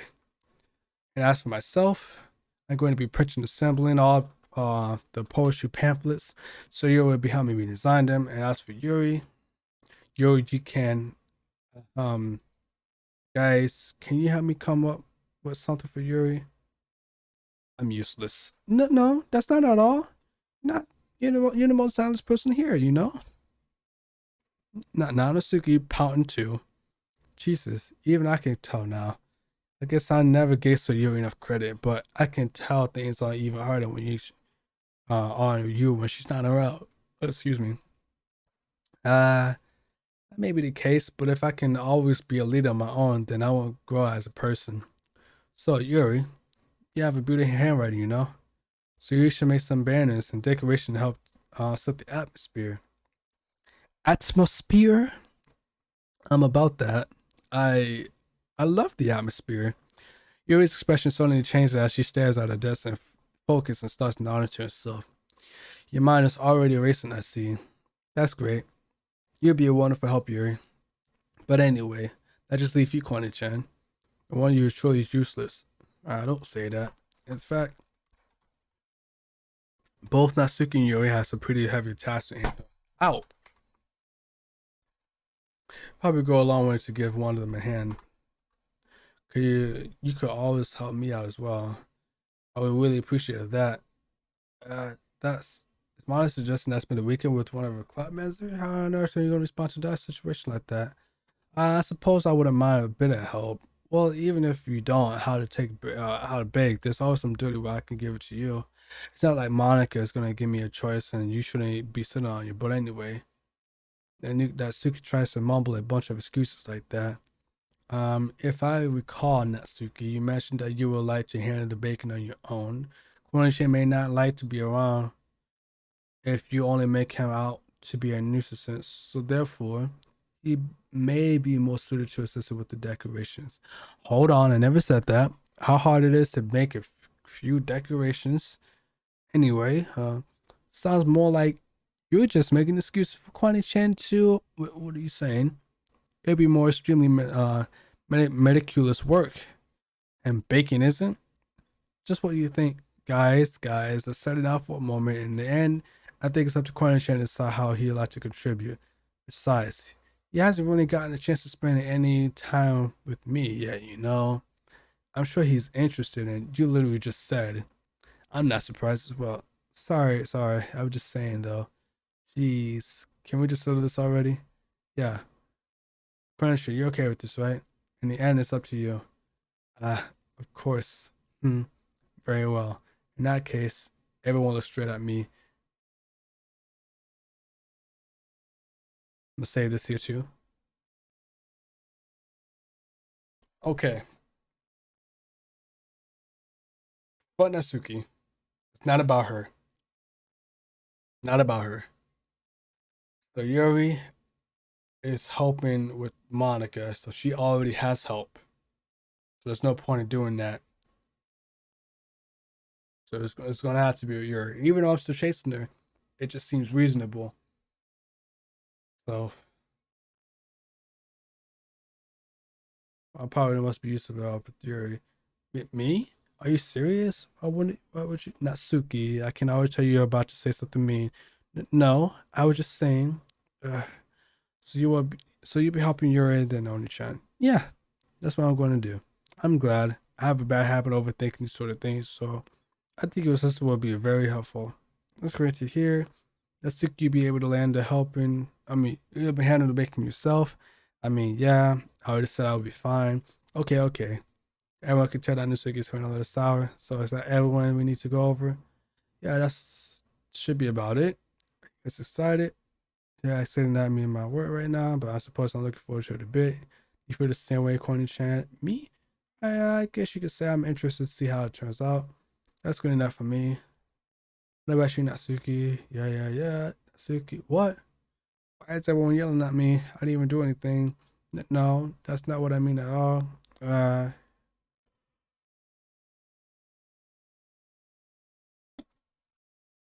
Yuri anxiously glances between everyone in the room. I am sorry for this. I don't really know why Corny Chan picked me. And also, your cupcakes are the best cupcakes I ever had. They go really well with my tea. Nothing that I do for this man will compare to that. So I get it. I get it. I'm kind of surprised though. Why?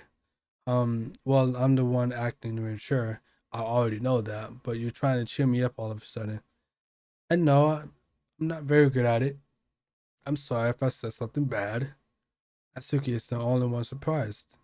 Monica and I are also taken back by Yuri's words. When she already had trouble with words, trying to cheer someone up must be fair out of her own comfort zone. But I began to understand. Yuri was trying to sound like Sayuri. And if it didn't work properly, I could tell that she tried to say something some Sayuri would say at this time like this. Because Sayuri always helped everyone smile and feel good about themselves. No, I kind of appreciate it. I'm sorry for making a big deal out of nothing. I'm gonna say this. You better bet that my cupcakes are gonna be the best part of the whole event. If you buy if you buy Publix brand cupcakes or Walmart brand cupcakes, we about to fight. I believe you. Yeah, I hope to see everyone do the best. But with that, there's nothing more for today, so I just time for us to head out. Let's get out of here then. Everyone packs up the things. I sort of follow Monica and Suki out the door as they chat between each other. And I turn around. Sorry, I realized that I don't have any way of contacting you this weekend, Curtis. Speak properly or kill you. I'm just saying, don't do it. That's TOS. Please. I was just kidding, Twitch. I'm kidding. God. I realized that I don't have any way of contacting you this weekend. Oh, you right. I can't believe that slipped my mind. Shall I give you my number? I think that would be the best way, yes. Alright then. Exchange phone numbers. Okay. Then I'll be stopping by your house on Sunday. Eh? My house? Is that a problem? No, not at all. I just thought that I would be the one going to your house since I'm the one helping you. I suppose that makes sense. But if you don't mind, I think I'll prefer to go to your house. Alright. In that case, I won't be a problem. I decided not to pressure you for a reason. It's not like it should matter much anyway, so I just need to make sure my room's clean. I hope I managed to make myself useful in some way. Uh, I'm not nearly as creative as you are. Don't underestimate yourself, Connie-chan. I think that would make a very productive team. Even if you only choose me because you felt bad or something. Wait, you don't actually think that do you? I don't know. It's difficult to come up with any other reasons you may have chosen me. You forgot one that with the most common sense. I choose to help you because that's what I want to do. But Yuri thinks to yourself with an extremely intense expression. Yuri, you're overthinking this. You want me to point out that you were overthinking, right? Yeah? I didn't realize. I'm telling you I want to. That's all there is to it. Do you believe me? I You read things really hard again. She looked straight into my eyes for a long time. I believe you. As if it took her tremendous effort, you finally say that and relaxes her expressions. Now, really looking forward to Sunday. Yeah, I am too. After I exchanged, I made my way at the door and Yuri follows. Can't believe this. Yuri's going to be coming to my house on Sunday. My anxiety shoots through the roof, even though I gotten pretty used to handling it at this point. There's no telling what might end up happening when they're outside of school. More than that, she told me she was looking forward to it. It's just the chance I have to make something happen between us, or is it too early for that? Only time will tell. When I send that, I won't be able to make my own outfit. I seriously can't wait. Okay, it's already Sunday. I'm going to end that right there. I'm going to end it right there. It's only Sunday. So far, I enjoyed this game, actually. I didn't even call it. Can you say this is a game? I don't even know. So far, I'm not a big fan of this whole music just stop abruptly like that and scare the shit out of me. But we're making progress. We're making progress. So I'm gonna go to return and then save main menu. Okay. Uh uh this game is pretty good. I like it so far. From my perspective at least. Um it's fun. I just hope that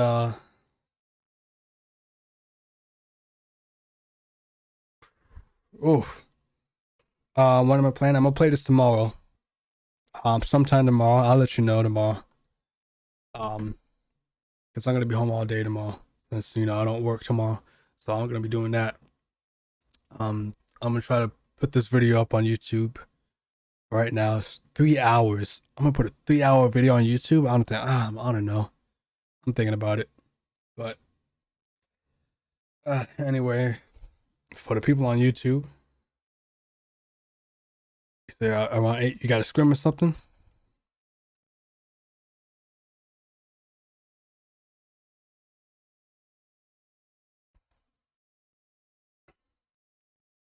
Yeah. Okay. All right. I'll see what I can do. Um, but if not, I'll always record the game. I'm probably gonna um for the second episode, I'm probably just gonna like edit some down. But 3 hours is like big, but it's just a little just to get to knowing the game and knowing the characters and basic stuff like that. But yeah, that's about it. But until then, for the people on YouTube, if you guys like this video, make sure you guys hit the like button, subscribe if you're new, if you guys enjoy me or my content. Yeah, just hit that subscribe button. It doesn't take too much. It's like 2 seconds. And if you guys also do that, make sure you hit the bell to let you guys know that I am uploading or anything like that. And just to come vibe and chill with me, man. That's all I'm doing. And yeah, this has been Doki Doki Literature Club episode 1. 3 hours. Yeah. All right.